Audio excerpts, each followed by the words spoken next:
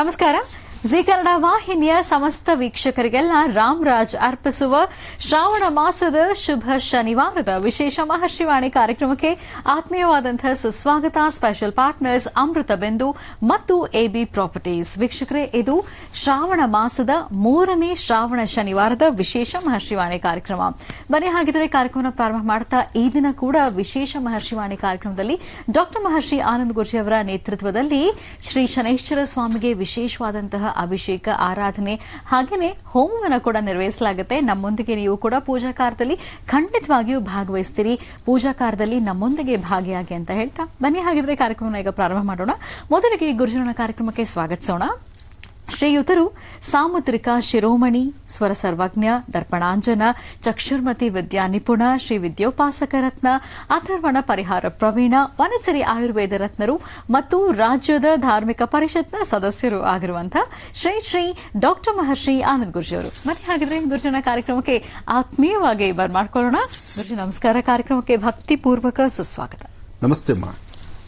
ಓಂ ನಮಸ್ತೆ ಅಸ್ತು ಭಗವನ್ ವಿಶ್ವೇಶ್ವರಾಯ ಮಹಾದೇವಾಯ ತ್ರ್ಯಂಬಕಾಯ ತ್ರಿಪರಾಂತಕಾಯ ತ್ರಿಕಾಗ್ನಿಕಾಲಾಯ ಕಾಲಾಗ್ನಿರುದ್ರಾಯ ನೀಲಕಂಠಾಯ ಮೃತ್ಯುಂಜಯಾಯ ಸರ್ವೇಶ್ವರಾಯ ಸದಾಶಿವಾಯ ಶ್ರೀಮನ್ಮಹಾದೇವಾಯ ನಮಃ.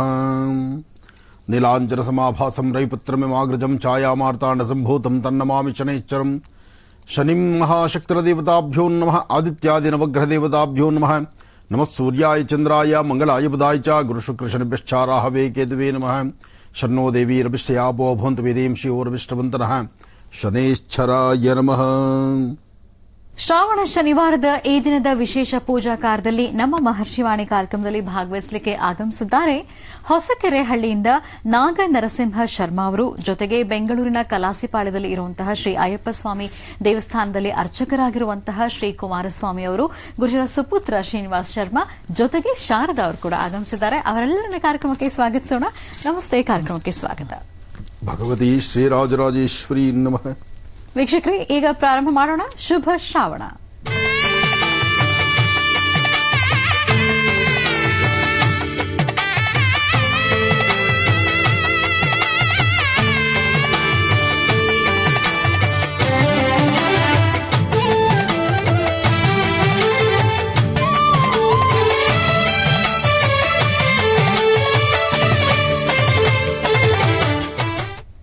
ಶುಭ ಶ್ರಾವಣದಲ್ಲಿ ಶ್ರಾವಣ ಶನಿವಾರದ ವಿಶೇಷತೆ, ಪ್ರಾಮುಖ್ಯತೆ ಎಂಥದ್ದು ಗುರುಜನ್ನು ತಿಳ್ಕೊಳ್ಳೋಣ. ಗುರುಜಿ, ಖಂಡಿತಮ್ಮ. ಶ್ರಾವಣ ಮಾಸವೇ ಬಹಳ ವಿಶೇಷವಾಗಿರ್ತಕ್ಕಂಥದ್ದು. ಶ್ರಾವಣ ಮಾಸ ವಿಶೇಷ, ಶ್ರಾವಣ ಶನಿವಾರ ಮತ್ತಷ್ಟು ವಿಶೇಷ. ಈ ಶ್ರಾವಣ ಶನಿವಾರ ಬಂದಾಗ ಸ್ವಾಮಿನ ಅಂದರೆ ಶ್ರೀನಿವಾಸನ ಪ್ರಾರ್ಥನೆ ಮಾಡತಕ್ಕಂಥದ್ದು. ಕಲ್ಯಾಣಾದ್ಭುತಗಾತ್ರಾಯ ಕಾಮಿಧಾರ್ಥ ಪ್ರದಾಯಿನೀಂ ಶ್ರೀಮದ್ ವೆಂಕಟನಾಥಾಯಾಂ ಶ್ರೀನಿವಾಸಾಯ ಮಂಗಳಂ. ವೆಂಕಟೇಶೋ ವಾಸುದೇವೋ ಪ್ರದ್ಯುಮ್ನೋ ವಿಕ್ರಮಃ ಸಂಕರ್ಷಣ ಅನಿರುದ್ಧಶ್ಚ ಶೇಷಾದ್ರಿಪತಿರೇವ ಚ. ಗೋವಿಂದ ಗೋವಿಂದ. ಸಹಸ್ರಶಿವೃಷಾ ಪುರುಷಃ ಸಹಸ್ರಾಕ್ಷ ಸಹಸ್ರಪಾದ್ ಸಭೌಮಿಂ ವಿಶ್ವತೋ ಋತ್ವಾ ಅತ್ಯತಿಷ್ಠ ದಶಾಂಗುಲಂ ಪುರುಷ ಏವೇದಗಂ ಸರ್ವಂ ಯದ್ಭವತಂ ಯದ್ಯಭವ್ಯಂ ಉತಾಮೃತಸ್ತ್ವಸ್ಯೇಷಾನಃ. ಶ್ರೀನಿವಾಸನ ಪ್ರಾರ್ಥನೆ ಮಾಡಿ, ಅದರಲ್ಲೂ ಇವತ್ತಿನ ದಿವಸ ಶ್ರೀನಿವಾಸನ ಪ್ರಾರ್ಥನೆ ಜೊತೆಗೆ ಶನೈಶ್ಚರ ಸ್ವಾಮಿಯ ಆರಾಧನೆ. ಶನೈಶ್ಚರನ್ನ ಆರಾಧನೆ ಮಾಡಲಿಕ್ಕೂ ಕಾರಣ, ಈ ಶ್ರಾವಣ ಮಾಸದಲ್ಲಿ ಶ್ರಾವಣ ಶನಿವಾರಗಳು ಬಂದರೆ ಶನೈಶ್ಚರನಿಗೆ ವಿಶೇಷವಾಗಿರ್ತಕ್ಕಂಥ ತಿಲತೈಲಾಭಿಷೇಕ, ಸ್ವಾಮಿಗೆ ವಿಶೇಷವಾಗಿರ್ತಕ್ಕಂಥ ಹವನ ಇದೆಲ್ಲವೂ ಸಹಿತ ನಡೆಯುತ್ತೆ. ಹಾಗಾಗಿ ಮಹಾವಿಷ್ಣು ಆರಾಧನೆ ಜೊತೆಗೆ ಶನೈಶ್ಚರ ಸ್ವಾಮಿಯ ಮಹಾಮಂತ್ರದಿಂದ ಸ್ವಾಮಿಯ ವಿಶೇಷವಾಗಿರ್ತಕ್ಕಂಥ ಹವನವನ್ನು ಸಹಿತ ನಾವು ನಡೆಸೋಣ. ಈ ಒಂದು ಹವನದಲ್ಲಿ ಅಂದರೆ ಈ ಒಂದು ಮಹಾಯಜ್ಞದಲ್ಲಿ ತಾವೆಲ್ಲರೂ ಸಹಿತ ಪಾಲ್ಗೊಳ್ತಾ ಇದ್ದೀರಿ. ಯಾಕೆಂದ್ರೆ ಶನಿವಾರ ಬಂತಂದ್ರೆ ಒಂದೊಂದು ವಿಶೇಷವಾಗಿರ್ತಕ್ಕಂಥ ಕಾರ್ಯಕ್ರಮಗಳನ್ನು ತಾವೆಲ್ಲರೂ ನೋಡ್ಕೊಂಡು ಬಂದಿದ್ದೀರಿ. ಆದರೆ ಈ ಶನಿವಾರ ಮತ್ತಷ್ಟು ವಿಶೇಷವಾಗಿರ್ತಕ್ಕಂಥದ್ದೇ. ಈಗಾಗಲೇ ಸತ್ಯ ಶನೈಶ್ಚರ ಹಾಗೂ ತಿರುನೆಲ್ಲಾರಲ್ಲಿರ್ತಕ್ಕಂತಹ ಶನೈಶ್ಚರ, ಆ ತಿರುನೆಲ್ಲಾರ ಮೂಲ ಸಾನ್ನಿಧ್ಯದ ಸ್ವಾಮಿನ ಮೊದಲನೇ ವಾರ ನೋಡಿದ್ರಿ, ಎರಡನೇ ವಾರ ಸತ್ಯ ಶನೈಶ್ಚರನ ದರ್ಶನ ಮಾಡಿದ್ರಿ, ಜೊತೆಗೆ ಆಶ್ರಮದಲ್ಲಿ ನಡೆದಂತಹ ಆ ಬೃಹತ್ ಮಟ್ಟದ ಮಹಾಯಜ್ಞವನ್ನು ದರ್ಶನ ಮಾಡಿದ್ರಿ. ಆದರೆ ಈಗ 3ನೇ ಶನಿವಾರ ಮತ್ತಷ್ಟು ವಿಶೇಷವಾಗಿ ಸ್ವಾಮಿಯ ಆಸ್ಥಾನವನ್ನು ಅಂದರೆ ಮಹಾವಿಷ್ಣು ಸಾನ್ನಿಧ್ಯವೂ ಇದೆ, ಹಾಗೆ ಇಲ್ಲಿ ಶನೈಶ್ಚರನ ಸಾನ್ನಿಧ್ಯವೂ ಇದೆ, ಹಾಗೆ ವಿಶೇಷವಾಗಿ ನಡೆಯತಕ್ಕಂಥ ಈ ಮಹಾಯಜ್ಞವೂ ಇದೆ. ಇದೆಲ್ಲದರ ಜೊತೆಗೆ ಇವತ್ತು ನೋಡುವಂತಹದ್ದು ಸಹಿತ ಅಷ್ಟೇ ವಿಶೇಷವಾಗಿದೆ. ಅಂದರೆ ಪ್ರತಿ ಶನಿವಾರ ಒಂದೊಂದು ವಿಶೇಷತೆಗಳನ್ನು ಒಳಗೊಂಡಿರತಕ್ಕಂಥ ಈ ಒಂದು ಶ್ರಾವಣ ಮಾಸದ ಶನಿವಾರದ ಉತ್ಸವಗಳು ಬಹಳ ಅದ್ದೂರಿತವಾಗಿದೆ. ಜೊತೆಗೆ ಶನೈಶ್ಚರ ಸ್ವಾಮಿಯ ವಿಶೇಷವಾಗಿರತಕ್ಕಂಥ ಕಥಾಶ್ರವಣ. ಕಥಾಶ್ರವಣದಲ್ಲಿ ರಾಜ ವಿಕ್ರಮಾರ್ಕನ ಆ ವಿಶೇಷವಾಗಿರತಕ್ಕಂತಹ ಅನುಷ್ಠಾನ. ರಾಜ ವಿಕ್ರಮಾರ್ಕ ಒಬ್ಬ ರಾಜ, ಒಬ್ಬ ದೊರೆ ತನ್ನ ಆಸ್ಥಾನದಲ್ಲಿ ತನ್ನ ಸುತ್ತಮುತ್ತಿರ್ತಕ್ಕಂತಹ ಸಹಚರಗಳು, ಜೊತೆಗೆ ಪಂಡಿತರು, ಪಾಮರರು ಪ್ರತಿಯೊಬ್ಬರನ್ನು ಸಹಿತ ಕರೆಸಿದ. ನಮ್ಮ ರಾಜ್ಯದಲ್ಲಿ ಎಲ್ಲವೂ ಸುಭಿಕ್ಷವಾಗಿದೆಯಾ ಅನ್ನೋ ಮಾತನ್ನು ಕೇಳಿದ. ಎಲ್ಲವೂ ಸುಭಿಕ್ಷವಾಗಿದೆ, ಸುಂದರವಾಗಿದೆ, ಎಲ್ಲರೂ ಸಹಿತ ತಮ್ಮ ಜೀವನವನ್ನ ಅಚ್ಚುಕಟ್ಟಾಗಿ ನಡೆಸಿಕೊಂಡು ಹೋಗ್ತಿದ್ದಾರೆ ಅನ್ನೋ ಮಾತು ಬಂತು. ಆದರೆ ಒಂದಷ್ಟು ಜನ ಪಂಡಿತರು ಬಂದಿದ್ರು. ಪಂಡಿತರು ಪ್ರತಿಯೊಬ್ಬರು ಸಹಿತ ಒಂದೊಂದು ಗ್ರಹಗಳ ಬಗ್ಗೆ, ಒಂದೊಂದು ರಾಶಿ ನಕ್ಷತ್ರಗಳ ಬಗ್ಗೆ ಎಲ್ಲವೂ ವಿಶ್ಲೇಷಣೆ ಮಾಡ್ತಾ ಹೊರಟರು. ಅಂತಹದರ ಮಧ್ಯದಲ್ಲೇ ಶನೈಶ್ಚರನ ಮಂತ್ರವೂ ಬಂತು. ಶನೈಶ್ಚರನ ಆ ವಿಶೇಷವಾಗಿರ್ತಕ್ಕಂಥ ಸಾನ್ನಿಧ್ಯ ಹೇಗೆ, ಶನೈಶ್ಚರನ ಮನಸ್ಥಿತಿ ಏನು, ಶನೈಶ್ಚರ ತಾನು ಜಾತಕಕ್ಕೆ ಪ್ರವೇಶ ಮಾಡಿದ್ರೆ ದಶಾಭುಕ್ತಿಗಳ ಪ್ರಕಾರ ಏನಾಗಬಹುದು, ಅದರಲ್ಲೂ 7.5 ಅಂತಕ್ಕಂಥದ್ದು 7 ವರ್ಷದ ಶನಿಕಾಟ ಬಂದಾಗ ಏನಾಗಬಹುದು ಎಂಬತಕ್ಕಂಥದನ್ನ ವಿಶ್ಲೇಷಣೆ ಮಾಡ್ತಾ ಹೊರಟರು. ಅದಾದ ನಂತರ ರಾಹು ಕೇತುಗಳ ಬಗ್ಗೆನೂ ಸಹಿತ ನಡೆಯಿತು. ಒಟ್ಟಾರೆ ಹೇಳಬೇಕಂದ್ರೆ ಆದಿತ್ಯಾದಿ ನವಗ್ರಹಗಳು, ಒಂದೊಂದು ಗ್ರಹಗಳ ವಿನಿಯೋಗ, ಒಂದೊಂದು ಗ್ರಹಗಳು ಅವರ ಜಾತಕದಲ್ಲಿ ಪ್ರವೇಶ ಮಾಡಿದಾಗ ಏನೇನಾಗಬಹುದು ಎಂಬತಕ್ಕಂತಹ ಸವಿಸ್ತಾರವಾದಂತಹ ವಿಚಾರಗಳನ್ನು ಮಂಡಿಸಿದ್ರು. ಆಗ ಪ್ರಾರಂಭವಾಯಿತು ಈ ಕಥಾಶ್ರವಣ.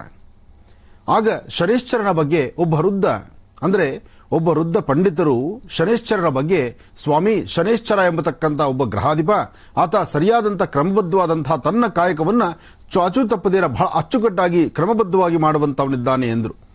ಆಗ ರಾಜನ ಮನಸ್ಸು, ರಾಜನ ತಲೆ ಗಿರ್ರಂತ ತಿರುಗಕ್ಕೆ ಶುರುವಾಯಿತು.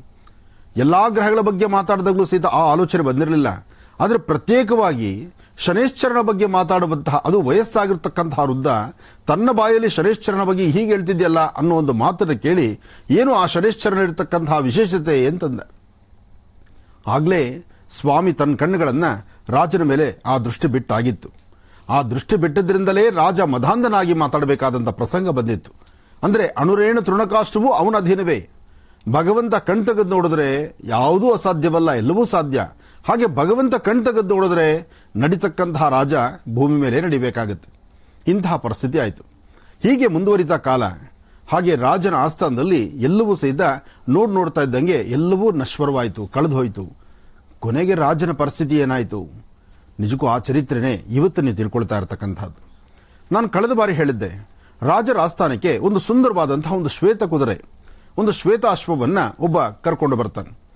ರಾಜರ ಆಸ್ಥಾನಕ್ಕೆ ಕರ್ಕೊಂಡ್ಬಂದು, ಸ್ವಾಮಿ ಅಯ್ಯ ರಾಜೇಂದ್ರನೇ, ಈ ಒಂದು ಶ್ವೇತ ಅಶ್ವ ಅಂದ್ರೆ ಈ ಕುದುರೆಯನ್ನು ಹತ್ತುವಂತಹ ಧೀರ ಈ ನಿಮ್ಮ ರಾಜ್ಯದಲ್ಲಿ ಯಾರಾದರೂ ಇದ್ದರೆ ನಾವು ಸಂತೋಷವಾಗಿ ಈ ಕುದುರೆನ ಅವ್ರು ಕೊಡ್ತೀವಿ. ಅಥವಾ ಯಾರು ಹತ್ತಬಹುದು, ಯಾರು ಓಡಿಸಬಹುದು ಈ ಕುದುರೆನ, ಅದನ್ನು ತಾವು ಹೇಳಿ. ರಾಜನಿಗೂ ಒಂದು ನಿಮಿಷ ಆಲೋಚನೆ ಆಯಿತು. ನನ್ನ ರಾಜ್ಯದಲ್ಲಿ ಕುದುರೆ ಓಡಿಸೋರಿಲ್ವಾ? ಅದರಲ್ಲೂ ಈ ಕುದುರೆ ನೋಡೋಕಿಷ್ಟು ಲಕ್ಷಣವಾಗಿದೆ, ಈ ಕುದುರೆ ನಾನೇ ಯಾಕೆ ಓಡಿಸಬಾರದು? ಅಂದ್ರೆ ಮನುಷ್ಯನ ಮನಸ್ಸು ಆ ಹುಚ್ಚು ಕುದುರೆ ಮೇಲೆ ಹತ್ತಬೇಕಾಗಿತ್ತು. ಆ ಹುಚ್ಚು ಕುದುರೆ ಮೇಲೆ ಹತ್ತುವಂತಹ ರೀತಿ ಮಾಡುವಂತಹ ಮನಸ್ಥಿತಿ ಶನೈಶ್ಚರಂದಾಗಿತ್ತು. ಆಗ ರಾಜ ಆ ಶ್ವೇತ ಕುದುರೆಯನ್ನು ಹತ್ತುವಾಗ ತನ್ನ ಮಂತ್ರಿ, ತನ್ನ ಪರಿವಾರವನ್ನು ಕರೆದು, ನಾನು ಒಂದಷ್ಟು ದೂರ ಈ ಕುದುರೆ ಮೇಲೆ ಪರಿಕ್ರಮಿಸಿ ಬರ್ತೇನೆ, ನನ್ನ ರಾಜ್ಯವನ್ನ ನೋಡಬೇಕಾದ್ದು ನಿಮ್ಮ ಧರ್ಮ, ನಿಮ್ಮ ಕರ್ತವ್ಯ ಅಂತ ಹೇಳಿ ಮಂತ್ರಿವರ್ಗಕ್ಕೆ ಹೇಳಿದ. ಮಂತ್ರಿವರ್ಗಕ್ಕೆ ಜವಾಬ್ದಾರಿಯನ್ನು ಕೊಟ್ಟು ರಾಜ ಕುದುರೆಯನ್ನು ಹತ್ತಿದ ನಂತರ ಒಂದಷ್ಟು ದೂರ ಪರಿಕ್ರಮಿಸಿ ಮತ್ತೂ ವೇಗವಾಗಿ ಹೊರಡಬಹುದಾ ಈ ಕುದುರೆ ಎಂಬತಕ್ಕಂತಹ ಮನಸ್ಥಿತಿಯಿಂದ ನೋಡಲಿಕ್ಕೆ ಅಂದ ಚಂದದಿಂದಿರತಕ್ಕಂತಹ ಆ ಶ್ವೇತ ಕುದುರೆಯ ಮೇಲೆ ಪ್ರಯಾಣ ಬಹಳಷ್ಟು ಆನಂದವಾಯಿತು ರಾಜನಿಗೆ. ಆದರೆ ಇದೆಲ್ಲದರ ಹಿಂದೆ ಶನೈಶ್ಚರ ನಿಂತಿದ್ದಾನೆ ಎಂಬತಕ್ಕಂತಹ ಅದರ ಮೊಳಮನಸ್ಸು ರಾಜನಿಗೆ ಗೊತ್ತಿಲ್ಲ. ಒಮ್ಮೆ ಹೇ ಎಂದ ತಕ್ಷಣ ಕುದುರೆ ಗಗನ ಕಾರಿತಂತೆ. ಆ ಗಗನ ಮಾರ್ಗವಾಗಿ ಪ್ರವೇಶ ಮಾಡಿದಾಗ ರಾಜನಿಗೂ ಒಂದು ಸಹಿತ ತಲ್ಲಣವಾಯಿತು.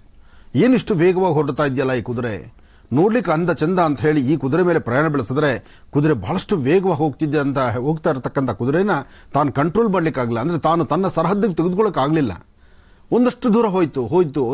ಹೋಗ್ತಾ ಬಹಳಷ್ಟು ವೇಗವಾಗಿ ಮುಂದುವರಿಯಿತು.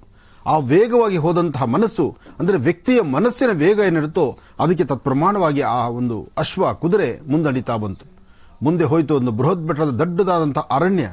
ಆ ದೊಡ್ಡದಾದಂತಹ ಅರಣ್ಯದಲ್ಲಿ ತಪ್ಪಂತ ತಲೆಗೆ ಬೀಳಿಸಿದ ತಕ್ಷಣ ಒಮ್ಮೆ ಆಲೋಚನೆ ಮಾಡಿದ, ನಾನು ನನ್ನ ಆಸ್ಥಾನದಲ್ಲಿ ಕೂತು ಶನೈಶ್ಚರ ಯಾರು, ಶನೈಶ್ಚರನ ಬಗ್ಗೆ ಒಂದಷ್ಟು ಮಾತನ್ನ ಆಲೋಚನೆ ಮಾತಾಡದೆ, ಬಹುಶಃ ಆ ಮಾತಿನಿಂದ ಆಗಿರ್ತಕ್ಕಂತಹ ಏನಾದರೂ ಅಪರಾಧವೋ ಏನೋ, ಬಹುಶಃ ಇದು ಶನೈಶ್ಚರನ ಲೀಲೆಯೋ ಏನೋ, ಶನೈಶ್ಚರ ನನ್ನ ಜಾತಕಕ್ಕೆ ಪ್ರವೇಶ ಮಾಡಿದ್ದಾನೋ ಏನೋ, ಇಷ್ಟೆಲ್ಲ ಚಿಂತನೆ ಆಗ್ಲೇ ಬಂತು. ಹಾಗೆ ಒಂದು ಅಲ್ಲಿ ಬಿದ್ದಿದ್ದಾಯಿತು. ಒಂದಷ್ಟು ದೂರ ಪರಿಕ್ರಮಿಸ್ತಾ ಮುಂದೆ ಹೋಗ್ತಾ ತನ್ನ ಜೀವನೋಪಾಯ ಬಹಳ ಕಷ್ಟ ಆಯಿತು. ರಾಜ ತನ್ನ ರಾಜ್ಯವನ್ನು ಕಳ್ಕೊಂಡ, ಮನೆ ಮಡದಿ ಎಲ್ಲರನ್ನೂ ಕಳ್ಕೊಂಡ, ತನ್ನ ವಾಸ್ತುಗೃಹ ಹೋಯಿತು, ರಾಜ್ಯ ಹೋಯಿತು, ರಾಜ್ಯದಲ್ಲಿರ್ತಕ್ಕಂಥ ಪರಿವಾರ ಹೋಯಿತು, ತನಗೂ ರಾಜ್ಯಕ್ಕೂ ಸಂಬಂಧ ಇಲ್ಲದಂತ ರೀತಿ ಒಬ್ಬ ಸಾಮಾನ್ಯನಂತೆ ಬರಿಗಾಲಲ್ಲಿ ನಡೆಯಕ್ಕೆ ಶುರು ಮಾಡಿದ. ಬರಿಗಾಲಲ್ಲಿ ನಡೆಯಕ್ಕೆ ಶುರು ಮಾಡಿದ. ನಡೀತಾ ನಡೀತಾ ಮುಂದೆ ಹೋಗ್ತಾ ಇದ್ರೆ ಕಷ್ಟ ಎಂಬತಕ್ಕಂಥದ್ದು ಹೇಳಿ ತೀರಿದಷ್ಟಾಗೋಯ್ತು. ಅದರಲ್ಲೂ ಆ ದಟ್ಟವಾದಂತಹ ಅರಣ್ಯದ ಮಧ್ಯೆ ನಡಿಬೇಕಾದ್ರೆ ಅರಣ್ಯದಲ್ಲಿರ್ತಕ್ಕಂತಹ ಮೃಗಗಳು ಅಡ್ಡಿಸ್ಕೊಂಡು ಬರತಕ್ಕಂತಹದ್ದು, ಆ ಅರಣ್ಯದಲ್ಲಿರ್ತಕ್ಕಂತಹ ಮೃಗಗಳ ಕೈಯಿಂದ ತಪ್ಪಿಸ್ಕೊಳ್ಳೋದಕ್ಕಾಗುದಿರ ಒದ್ದಾಡುವಂಥದ್ದು, ಹಾಗೆ ತಾನು ಮಾಡದಿರತಕ್ಕಂಥ ತಪ್ಪು ಒಪ್ಪುಗಳಿಗೆ ಅಲ್ಲಿ ಸಿಕ್ಕಾಕೊಳ್ಳುವಂಥದ್ದು. ಕಷ್ಟ ಎಂಬತಕ್ಕಂಥದ್ದೇನು ಅಂದ್ರೆ ಆ ಕಷ್ಟದ ಸಂಪೂರ್ಣ ಚಿತ್ರೀಕರಣವನ್ನ ಭಗವಂತ ಆತನ ಕಣ್ಣು ಮುಂದೆ ತಂದೇ ಬಿಟ್ಟ. ಕಾಲ ಕಳಿತಾ ಕಳಿತಾ ಹಾಗೆ ಸ್ವಲ್ಪ ದೂರ ಪರಿಕ್ರಮಿಸಿ ತಾನು ಮಾಡದಿರತಕ್ಕಂಥ ತಪ್ಪು ಒಪ್ಪುಗಳಿಗೂ ತಲೆ ಬಗ್ಗಿಸಿ ನಿಂತುಕೊಂಡ. ಹರಿದಿರತಕ್ಕಂಥ ವಸ್ತ್ರಗಳು, ರಾಜ ತನ್ನ ಪ್ರತಿನಿತ್ಯದ ತನ್ನ ರಾಜಗಾಂಭೀರ್ಯ ಏನಿರ್ತೋ ಆ ರಾಜಗಾಂಭೀರ್ಯ ಎಂಬತಕ್ಕಂಥದನ್ನೆಲ್ಲವನ್ನೂ ಮರೆತು ಹೋದ. ಆ ಹೊತ್ತಿನ ಊಟಕ್ಕೂ ಬಹಳ ಕಷ್ಟವಾಯಿತು, ತಿನ್ನುವಂಥ ಒಂದು ತುತ್ತು ಅನ್ನವೂ ಕಷ್ಟವಾಯಿತು. ಆಗ ನಂದಯ್ಯ ಶ್ರೇಷ್ಠಿ ಎಂಬತಕ್ಕಂಥ ಒಬ್ಬ ವೈಶ್ಯ, ನಂದಯ್ಯ ಶ್ರೇಷ್ಠಿ ಎಂಬತಕ್ಕಂಥವನು ಈ ರಾಜನ್ನ ನೋಡಿ, ಅಯ್ಯ ನೀನು ನೋಡ್ಲಿಕ್ಕೆ ಎಷ್ಟು ಆನಂದವಾಗಿದ್ಯಾ, ನಿನ್ನಲ್ಲಿರ್ತಕ್ಕಂಥ ವರ್ಚಸ್ಸು, ನೀನು ಮಾತಾಡುವಂಥ ಮಾತು, ಇದೆಲ್ಲವನ್ನು ನೋಡಿದ್ರೆ ನೀನೊಬ್ಬ ಒಂದು ಒಳ್ಳೆಯ ಸ್ಥಾನದಲ್ಲಿರ್ತಕ್ಕಂಥವನು, ಬಹುಶಃ ನಿನ್ನ ಗ್ರಹಗತಿಗಳು ಕೆಟ್ಟಿದೆ, ನಿನ್ನ ಗ್ರಹಗತಿಗಳು ಕೆಟ್ಟದ್ರಿಂದ ಇಷ್ಟು ಕಷ್ಟಪಡ್ತಾ ಇದೆಯಾ, ಅನ್ನಕ್ಕಾಗಿ ಒದ್ದಾಡ್ತಾ ಇದೆಯಾ, ಬಾ ನಮ್ಮ ಮನೆಗೆ ಹೋಗೋಣ ಅಂತ ಹೇಳಿ ಮನೆಗೆ ಕರ್ಕೊಂಡು ಬಂದು ಆತ ಅನ್ನವನ್ನು ಬಡಿಸ್ತಾನೆ. ಆ ನಂದಯ್ಯ ಶ್ರೇಷ್ಠಿ ಆ ದಿನ ಮಧ್ಯಾಹ್ನಿಕ ಪ್ರಸಾದವನ್ನ ರಾಜನಿಗೆ ಊಟ ಬಡಿಸಿದ್ರೆ ರಾಜ ಕಣ್ತು ಅಂದ್ರೆ ಹೊಟ್ಟೆ ತುಂಬ ಊಟ ಮಾಡಿ ಕಣ್ಣು ಬಹಳಂತ ಎಳಿತು. ಆ ಹೊಟ್ಟೆ ತುಂಬ ಊಟ ಮಾಡುವಾಗ ಶನಿ ಪುನಃ ಬಲಭಾಗದಲ್ಲಿ ನಿಂತ, ಅಯ್ಯ ರಾಜನೇ, ಅಯ್ಯ ರಾಜೇಂದ್ರ, ನೀನು ಇವತ್ತಿನ ದಿವಸ ಒಂದು ಕ್ಷಣ ಅಂದ್ರೆ ಈ ತೃಪ್ತಿಕರವಾದಂತಹ ಅನ್ನವನ್ನ ಭಜಿಸುವಾಗ, ಅನ್ನವನ್ನು ಊಟ ಮಾಡುವಾಗ ಇಷ್ಟು ತೃಪ್ತಿ ಪಡ್ತಿದ್ಯಾ, ಆದ್ರೆ ಇನ್ನೂ ನಾನು ನಿನ್ನ ಜೊತೆಲಿದ್ದೇನೆ, ಇನ್ನೂ ನನ್ನ ದೃಷ್ಟಿಕೋನ ನಿನ್ನ ಮೇಲಿದೆ ಅಂತ ಹೇಳಿ ಆ ಮರುಕ್ಷಣ ಮಂಪರು ಮಾಡಿದೆ. ಆ ಊಟವನ್ನು ಬಳಸಿದಾದ ನಂತರ ನಂದಯ್ಯ ಶ್ರೇಷ್ಠಿ ತನ್ನ ಮೈ ಮೇಲಿರ್ತಕ್ಕಂತಹ ಮುತ್ತಿನ ಹಾರಗಳನ್ನೆಲ್ಲವೂ ಸಹಿತ ತೆಗೆದಲ್ಲಿಟ್ಟು ತಾನೊಂದಷ್ಟು ದೂರ ಒಳಗಡೆ ಪ್ರವೇಶ ಮಾಡಿದ. ಇತ್ತ ರಾಜ ಹೊಟ್ಟೆ ತುಂಬ ಊಟ ಮಾಡಿದ, ಕಣ್ತುಂಬ ನಿದ್ದೆ ಬರ್ತಿದೆ. ಆ ನಿದ್ದೆಗಾಗಿ ತಲೆ ಬಗ್ಗಿಸಿದ. ನಿದ್ದೆಗಾಗಿ ತಲೆ ಬಗ್ಗಿಸಿ ನೇನು ಭೂಮಿಗೆ ನೆಲ ತಲೆ ಕೊಡಬೇಕು ಅಷ್ಟೊತ್ತಿಗೆ ಗೋಡೆ ಮೇಲಿರ್ತಕ್ಕಂಥ ಹಂಸ ಪಕ್ಷಿ ಹಾರಿ ಬಂದು ಆ ಮುತ್ತಿನ ಹಾರವನ್ನೆಲ್ಲವನ್ನು ಸಹಿತ ನುಂಗಕ್ಕೆ ಶುರು ಮಾಡಿತು. ನೋಡಿ, ವಿಧಿ ವಿಪರ್ಯಾಸ ಅಂತಕ್ಕಂಥದ್ದು ಇದನ್ನೇ ಹೇಳುವಂತಹದ್ದು. ಗೋಡೆ ಮೇಲಿರ್ತಕ್ಕಂಥ ಹಂಸ ಪಕ್ಷಿ ಬಂದು ಈ ಮುತ್ತಿನ ಸರವನ್ನು ನುಂಗುತ್ತೆ ಅಂದ್ರೆ ಇದು ಯಾರು ನಂಬಲಿಕ್ಕಾಗತ್ತೆ? ಯಾರಿಗಾದ್ರೂ ಹೇಳಿದ್ರೆ ನಂಬುವಂತ ಮಾತಾ? ಸತ್ಯನ? ಖಂಡಿತ ಸತ್ಯವಾಗುವುದಿಲ್ಲ. ಆದರೆ ಇದೆಲ್ಲವನ್ನು ಸಹಿತ ರಾಜನ ಕಣ್ಣಿಗೆ ಕಾಣ್ತಾ ಇದೆ.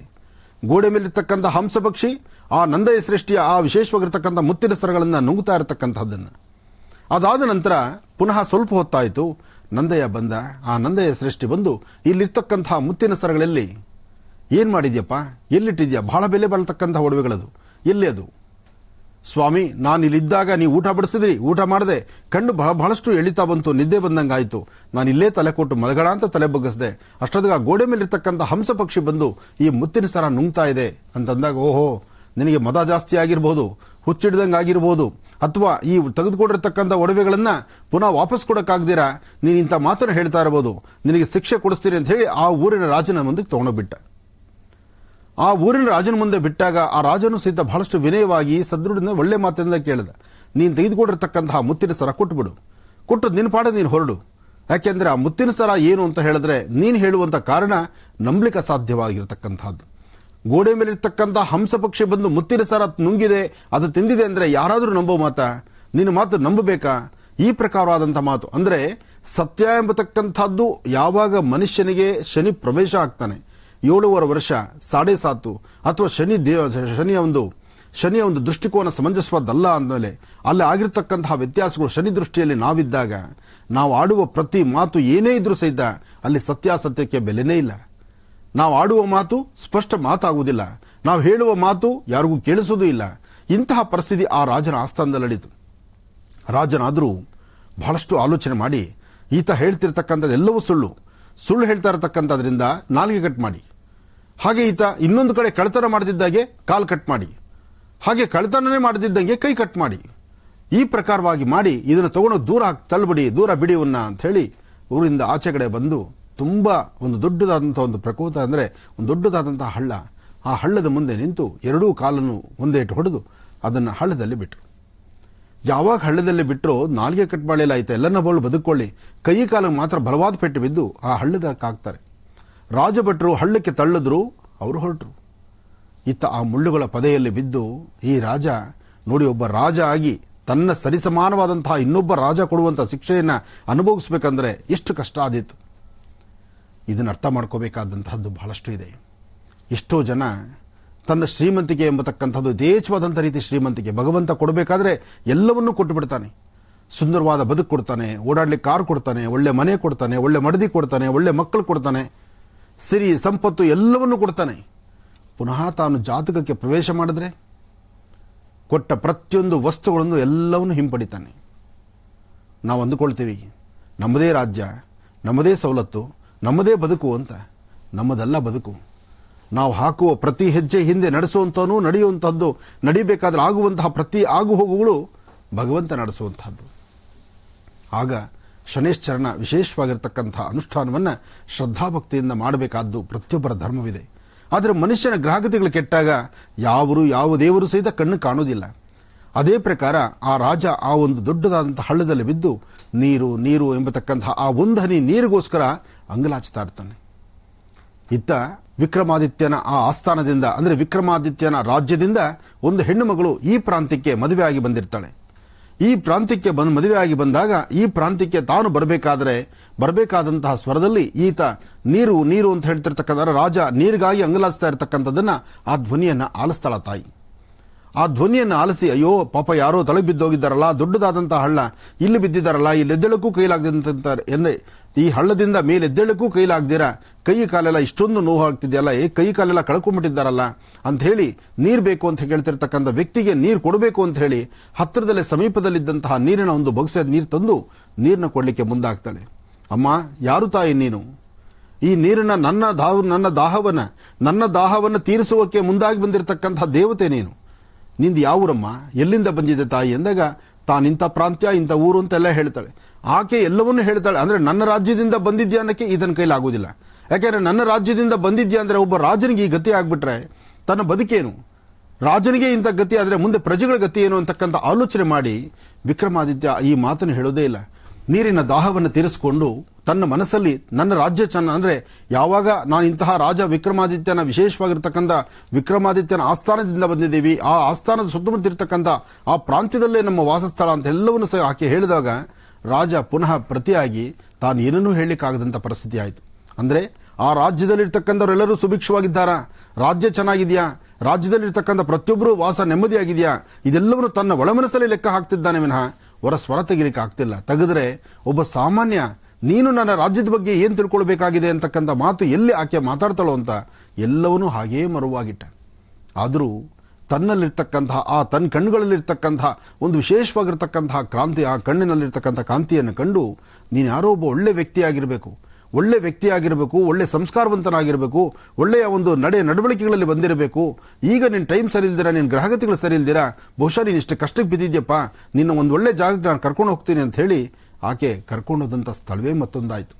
ಅಲ್ಲಿಂದ ಆಕೆ ನೀರನ್ನು ಕೊಟ್ಟಾದ ನಂತರ, ನನಗೆ ಮಾಡ್ಲಿಕ್ಕೆ ಕೆಲಸ ಆಗೋದಿಲ್ಲ, ನಾನು ಹೀಗಿದ್ದೇನೆ, ಕೈ ಇಲ್ಲ ಕಾಲಿಲ್ಲ, ನನ್ನ ಸ್ವರ ಮಾತ್ರ, ಆದರೆ ನನಗೇನಾದರೂ ಒಂದು ಕೆಲಸ ಅಂತ ಸಿಕ್ಕಿದ್ರೆ ಆ ಕೆಲಸ ಮಾಡ್ಕೊಂಡಾದ್ರೂ ನನ್ನ ಜೀವನ ನಾನು ನಡೆಸ್ಕೊಳ್ತೀರಿ ಅಂತ ಆಕೆ ಹತ್ರ ಅಂಗಲಾಚ್ತಾನೆ ವಿಕ್ರಮಾದಿತ್ಯ. ಆದರೂ ಅಂತಹ ಸಮಯದಲ್ಲಿ ಆ ತಾಯಿ ಆಲೋಚನೆ ಮಾಡಿ, ನಿಮಗೇನಾದರೂ ಒಂದು ಕೆಲಸ ನಾನು ಕೊಡಿಸಬಲ್ಲೆ ಬನ್ನಿ ಅಂತ ಹೇಳಿ ಅವರ ಮಾವನ ಮನೆ ಕರ್ಕೊಂಡು ಹೋಗಿ, ಆ ಮಾವನ ಮನೆಯಲ್ಲಿದ್ದಂತಹ ಆ ಗಾಣ ಬಹುಶಃ ನಿಮ್ಮೆಲ್ಲರಿಗೂ ಗೊತ್ತಿರುತ್ತೆ, ಗಾಣದಲ್ಲಿ ಎಣ್ಣೆ ತೆಗಿತಕ್ಕಂಥದ್ದು ಒಂದು ಗಾಣ. ಆ ಎಣ್ಣೆ ತೆಗಿತಕ್ಕಂತಹ ಗಾಣದ ಮೇಲೆ ಕೂಡಿಸೋದು ಅಂದ್ರೆ ಬೆಳಗ್ಗೆ ಬೇರೆ ಇನ್ನು ಉಳಿದಿರ್ತಕ್ಕಂತಹ ಸಹಪಾಠಿಗಳು ಯಾರಿರ್ತಾರೆ ಅವರು ಆತನ್ನ, ಅಂದ್ರೆ ಆ ರಾಜ ಅನ್ಲಿಕ್ಕೆ ಆಗುವುದೇ ಇಲ್ಲ, ಅಂತಹ ಪರಿಸ್ಥಿತಿಯಲ್ಲಿ ಇದ್ದಾನಿತ, ಕೈಯಿಲ್ಲ ಕಾಲಿಲ್ಲ, ಇಂತಹ ವ್ಯಕ್ತಿನ ಗಾಣದ ಮೇಲೆ ಕೂಡಿಸುವಂಥದ್ದು. ಬೆಳಿಗ್ಗೆ ಕೂಡಿಸ್ಬಿಟ್ರೆ ಆ ಗಾಣ ನಿಧಾನ ಸುತ್ತಾ ಆ ತೈಲವನ್ನು ತೆಗಿಬೇಕು. ಇದೇ ಪ್ರಕಾರ ಮಾಡ್ತಿರ್ತಾರೆ. ಬೆಳಿಗ್ಗೆ ಕೂಡಿಸಿರ್ತಕ್ಕಂಥದ್ದು ಮಧ್ಯಾಹ್ನ ಇಷ್ಟು ಊಟ ಆಯಿತು, ಸಂಜೆ ಯಥಾ ಪ್ರಕಾರ ಡ್ಯೂಟಿ ಕೆಲಸದ ಮೇಲೆ ನಿಂತಿದ್ದಾನೆ. ತಾನು ಆ ಪ್ರಾಂತ್ಯದಲ್ಲಿ ಗಾಣದ ಮೇಲೆ ಕೂತು ಎತ್ತುಗಳನ್ನ ಹೇ ಅಂತ ಹೇಳಿ ಒಂದೊಂದು ಧ್ವನಿಯಿಂದ ಎತ್ತುಗಳನ್ನು ಓಡಿಸ್ತಾ ಸಂಜೆ ಆಗೋಯ್ತು. ಸಂಜೆ ಆಯಿತು, ಅಣಿಸಿರ್ತಕ್ಕಂತಹ ದೀಪ, ಆ ಪ್ರಾಂತ್ಯದಲ್ಲಿರ್ತಕ್ಕಂಥ ದೀಪ ಗಾಳಿಗೆ ಜೋರಾಗಿ ಆರೋಯ್ತು. ಯಾವಾಗ ದೀಪ ಆರ್ತೋ ಆ ಸುತ್ತಮುತ್ತ ಇರ್ತಕ್ಕಂಥ ಪ್ರತಿಯೊಬ್ಬರನ್ನು ಕೂಗ್ಕೊಳ್ತಾನೆ, ದೀಪ ಆರೋಗ್ಬಿಟ್ಟಿದೆ, ಗಾಣದ ಕೆಲಸ ನಡೀತಾ ಇದೆ, ಯಾರಾದರೂ ಬಂದು ದೀಪ ಅಣಿಸಿ ಅಂತ. ಯಾರೂ ಬರ್ಲಿಕ್ಕಾಗುವುದಿಲ್ಲ. ಆದರೆ ವಿಧಿ ಅಂತಕ್ಕಂತಹದ್ದು ಹೇಗಿರುತ್ತೆ ನೋಡಿ. ಆದರೆ ವಿಕ್ರಮಾದಿತ್ಯ ಯಾವಾಗ ಗಾಣದ ಮೇಲೆ ಕೂತಿದ್ನೋ ತನಗೆ ಗೊತ್ತಿರುವಂತಹ ಒಂದು ವಿದ್ಯೆ ಇತ್ತು. ಏನಪ್ಪಾ ಅಂದ್ರೆ ಪ್ರತಿಯೊಬ್ಬ ರಾಜ ಸಹಿತ ಇಷ್ಟು ಕಲೆಗಳನ್ನ, ಇಷ್ಟು ವಿದ್ವತ್ತನ್ನ ಕಲಿಬೇಕು, ಕಲಿಯುವಂತಹದ್ದಿರುತ್ತೆ, ಒಂದಷ್ಟು ಜನರಲ್ಲಿ ತನ್ನದೇ ಆದಂತಹ ಒಂದು ಚಾಕುಚಕ್ಯತೆ ಇರುತ್ತೆ ಎಂಬುದಕ್ಕಂಥದಕ್ಕೆ ಆ ರಾಜನಿಗೆ ಗೊತ್ತಂತ ಒಂದು ಕಲೆ ಸಂಗೀತದಿಂದ ದೀಪ ಅಂಟಿಸ್ತಕ್ಕಂತಹದ್ದು. ನೋಡಿ ಭಗವಂತ ಯಾವ್ಯಾವ ಕಾಲಕ್ಕೆ ಏನೇನೆಲ್ಲ ಕೊಟ್ಟಿರ್ತಾರೆ ಅಂತ. ಆ ಸಂಗೀತದಿಂದ ದೀಪ ಅಂಟಿಸುವಂತಹ ಒಂದು ಕಲೆ ಆತನಲ್ಲಿ ಇದ್ದಿದ್ರಿಂದ ಸಂಗೀತವನ್ನು ಹಾಡ್ಲಿಕ್ಕೆ ಶುರು ಮಾಡ್ತಾನೆ. ಹಾಡುವಂಥ ಸಂಗೀತ ನೋಡಿ ಸುತ್ತ ಇರತಕ್ಕಂಥ ಪ್ರತಿಯೊಂದು ದೀಪಗಳು ಸಹಿತ ಅಂಟ್ಕೊಳ್ಳೋಕೆ ಶುರುವಾಯಿತು. ಆಗ ಆ ಎಣ್ಣೆ ಗಾಣದ ಮಾಲೀಕರಿಗೆ ಈತನ ಮೇಲೆ ಅಪಾರವಾದಂಥ ವಿಶ್ವಾಸ ಬಂತು. ನೀನೊಬ್ಬ ದೈವ ಪುರುಷ ಇರಬೇಕು, ಅಥವಾ ನಿನ್ನಲ್ಲಿ ಏನೋ ಒಂದು ಸಿದ್ಧಿ ಇರಬಹುದು, ಏನೊಬ್ಬ ಸಿದ್ಧಿ ಪುರುಷ ನೀನು ಆದ್ರಿಂದಲೇ ಹಾಡಿರ್ತಕ್ಕಂಥ ಹಾಡಿಗೆ ದೀಪಗಳು ಅಂಟಿದೆ ಅಂದರೆ ನೀನು ಸಾಮಾನ್ಯನಲ್ಲಯ್ಯ, ನೀನು ಒಳ್ಳೆ ಶಕ್ತಿ ಇರತಕ್ಕಂಥವನು, ಒಳ್ಳೆ ವ್ಯಕ್ತಿತ್ವ ಇರ್ತವನು ಅಂತ, ಒಳ್ಳೆ ವ್ಯಕ್ತಿತ್ವ ಇರತಕ್ಕಂಥ ವ್ಯಕ್ತಿ ಅಂತ ಹೇಳ್ತಾನೆ. ಆದರೆ ರಾಜನಿಗೆ ಇದು ಯಾವ ಮಾತುಗಳು ಸಹಿತ ಕೇಳಿಸ್ತಾ ಇಲ್ಲ. ಯಾಕೆಂದ್ರೆ ನಾನು ಏನು ಮಾಡಿದಂತಹವನು, ನನ್ನ ರಾಜ್ಯದಲ್ಲಿ ನಾನು ನೆಮ್ಮದಿಯಾಗಿ ನನ್ನ ರಾಜ್ಯವನ್ನು ಸುಭಿಕ್ಷವಾಗಿ ನಡೆಸಿದ್ದಂಥವನು, ಇವತ್ತಿನ ದಿವಸ ರಾಜ್ಯವನ್ನು ಕಳ್ಕೊಂಡೆ, ಮನೆ ಕಳ್ಕೊಂಡೆ, ಮಠ ಕಳ್ಕೊಂಡೆ, ಎಲ್ಲವೂ ಆಯಿತು. ಕೊನೆಗೆ ದಿವಸ ಕೈ ಕಾಲು ಕಳ್ಕೊಂಡು ಈ ಪ್ರಕಾರವಾಗಿ ಆಚೆ ಕೂತಿದ್ದೀನಿ ನಾನು. ಇಂತಹ ಪರಿಸ್ಥಿತಿಯಲ್ಲಿದ್ದಾಗ ನಾನು ಯಾರು, ನೀನೊಬ್ಬ ಮಹಾನ್ ನಾಯಕ, ಮಹಾನ್ ಶಕ್ತಿ ಇರತಕ್ಕಂಥ ವ್ಯಕ್ತಿ ಅಂತ ಹೇಳಿದ್ರೆ ನಾನು ಇಂಥವನು ಅಂತ ಹೇಳ್ಕೊಳ್ಳೋದಕ್ಕೂ ಸಹಿತ ಆಗ್ತಾ ಇಲ್ಲ. ಹೀಗೆ ಕಾಲಕ್ರಮೇಣ ಆ ಕ್ಷಣಕ್ಕೆ ಭಗವಂತನು ಸಹಿತ ಕಣ್ತೆಗೆದು ನೋಡಿದ. ಶನೈಶ್ಚರನ ದೃಷ್ಟಿಕೋನ ಆತನ ಮೇಲೆ ಸ್ವಲ್ಪ ಕಡಿಮೆ ಆಗ್ತಾ ಬಂತು. ಅಂದ್ರೆ ತನ್ನ 7.5 ವರ್ಷಗಳ ಕಾಲ ಕಡೇ ದಿನಗಳಾಗಿ ಬರ್ತಾ ಇತ್ತು. ಆಗ ಹಚ್ಚಿರುವಂತಹ ದೀಪ ನೋಡಿ ಪ್ರತಿಯೊಬ್ಬರಿಗೂ ಸಂತೋಷ ಆಯಿತು. ಅದಾದ ನಂತರ ಅದೇ ಪ್ರಾಂತ್ಯದಲ್ಲಿ ಮತ್ತೊಂದು ಸುಖದ ಸನ್ನಿವೇಶ ಆಯಿತು. ಅದೇ ಪ್ರಾಂತ್ಯದಲ್ಲಿ ಒಂದು ಸಾಮೂಹಿಕವಾಗಿರ್ತಕ್ಕಂತಹ ಒಂದು ಮದುವೆ. ಆ ಮದುವೆಯ ಒಂದು ದಿಬ್ಬಣದ ಸಂಕಲ್ಪ ಆ ಮನೆಯಲ್ಲಿರ್ತ ಆ ರಾಜ್ಯದಲ್ಲಿರ್ತಕ್ಕಂತಹ ರಾಜನ ಒಂದು ಕುವರಿಗೆ ಮದುವೆ ಆಗುವಂತಹ ಸಾನ್ನಿಧ್ಯ ಇರುತ್ತೆ. ಆದರೆ ಈತ ಎಲ್ಲರೂ ಹೋಗಿ ಆ ಮದುವೆಯ ಒಂದು ಸುಂದರವಾದಂತಹ ಕ್ಷಣವನ್ನು ವೀಕ್ಷಣೆ ಮಾಡಲಿಕ್ಕಾಗಿ ಈತ ಇದ್ದಂತ ಸ್ಥಳದಿಂದಲೇ ಅಲ್ಲಿ ಹೇಗೆ ನಡೀಬಹುದು, ಹೇಗಾಗ್ತಾ ಇರುತ್ತೆ ಎಂಬತಕ್ಕಂಥದ್ದನ್ನ ಎಲ್ಲವನ್ನೂ ಸಹಿತ ಸವಿಸ್ತಾರವಾಗಿ ಚಿಂತನೆ ಮಾಡ್ತಾ ಇದ್ದ. ರಾಜನ ಕುವರಿಯಾದರೂ ಅಂದ್ರೆ ಮಗಳಾದರೂ ಒಂದು ಸಂಕಲ್ಪ ಮಾಡಿದ್ಲು. ಯೋಗ್ಯವಾದಂತಹ ವರನಿಗೆ ನಾನು ಮದುವೆ ಆಗಬೇಕು, ಯೋಗ್ಯವಾದಂತಹ ವರನ ಮದುವೆ ಆಗಬೇಕು, ಸುಂದರವಾಗಿರಬೇಕು, ಸುಲಕ್ಷಣನಾಗಿರಬೇಕು, ಜ್ಞಾನವಂತನಾಗಿರಬೇಕು, ವಿದ್ಯಾವಂತನಾಗಿರಬೇಕು, ಅಂತಹ ಒಬ್ಬ ವರನ್ನ ನಾನು ಮದುವೆ ಆಗಬೇಕು ಅಂತ ಹೇಳಿ ಭಗವಂತನ ಪ್ರಾರ್ಥನೆ ಮಾಡಿದ್ನು. ಆದರೆ ನಾನು ಯಾರ ಕುತ್ತಿಗೆ ಹೂನಾರನ್ನ ಹಾಕ್ತೀನೋ ಅಥವಾ ಯಾರನ್ನ ನೋಡಿ ನಾನು ಬೇಕು ಅಂತ ನಾನು ಅಪೇಕ್ಷೆ ಪಡ್ತೀನೋ ಅವರು ನನಗೆ ಸಿದ್ಧಿ ಆಗಬೇಕಾದ್ರೆ ಇದರ ಮಧ್ಯದಲ್ಲಿ ಒಂದು ಪರೀಕ್ಷೆ ಆಗಬೇಕಾಗತ್ತೆ. ಆ ಪರೀಕ್ಷೆ ಎಂಬತಕ್ಕಂಥದ್ದು ಹೇಗಿರುತ್ತೆ ಅದನ್ನು ನೀನೇ ನಿರ್ಣಯಿಸಬೇಕು ಭಗವಂತ ಅಂತ ಎಲ್ಲವೂ ಭಗವಂತನಿಗೆ ಅರ್ಪಣೆ ಮಾಡಿದ್ಲು. ಆಗ ಒಂದು ಆಸ್ಥಾನದ ಗಜರಾಜನ್ನ ಕರೆಸಿದ್ರು.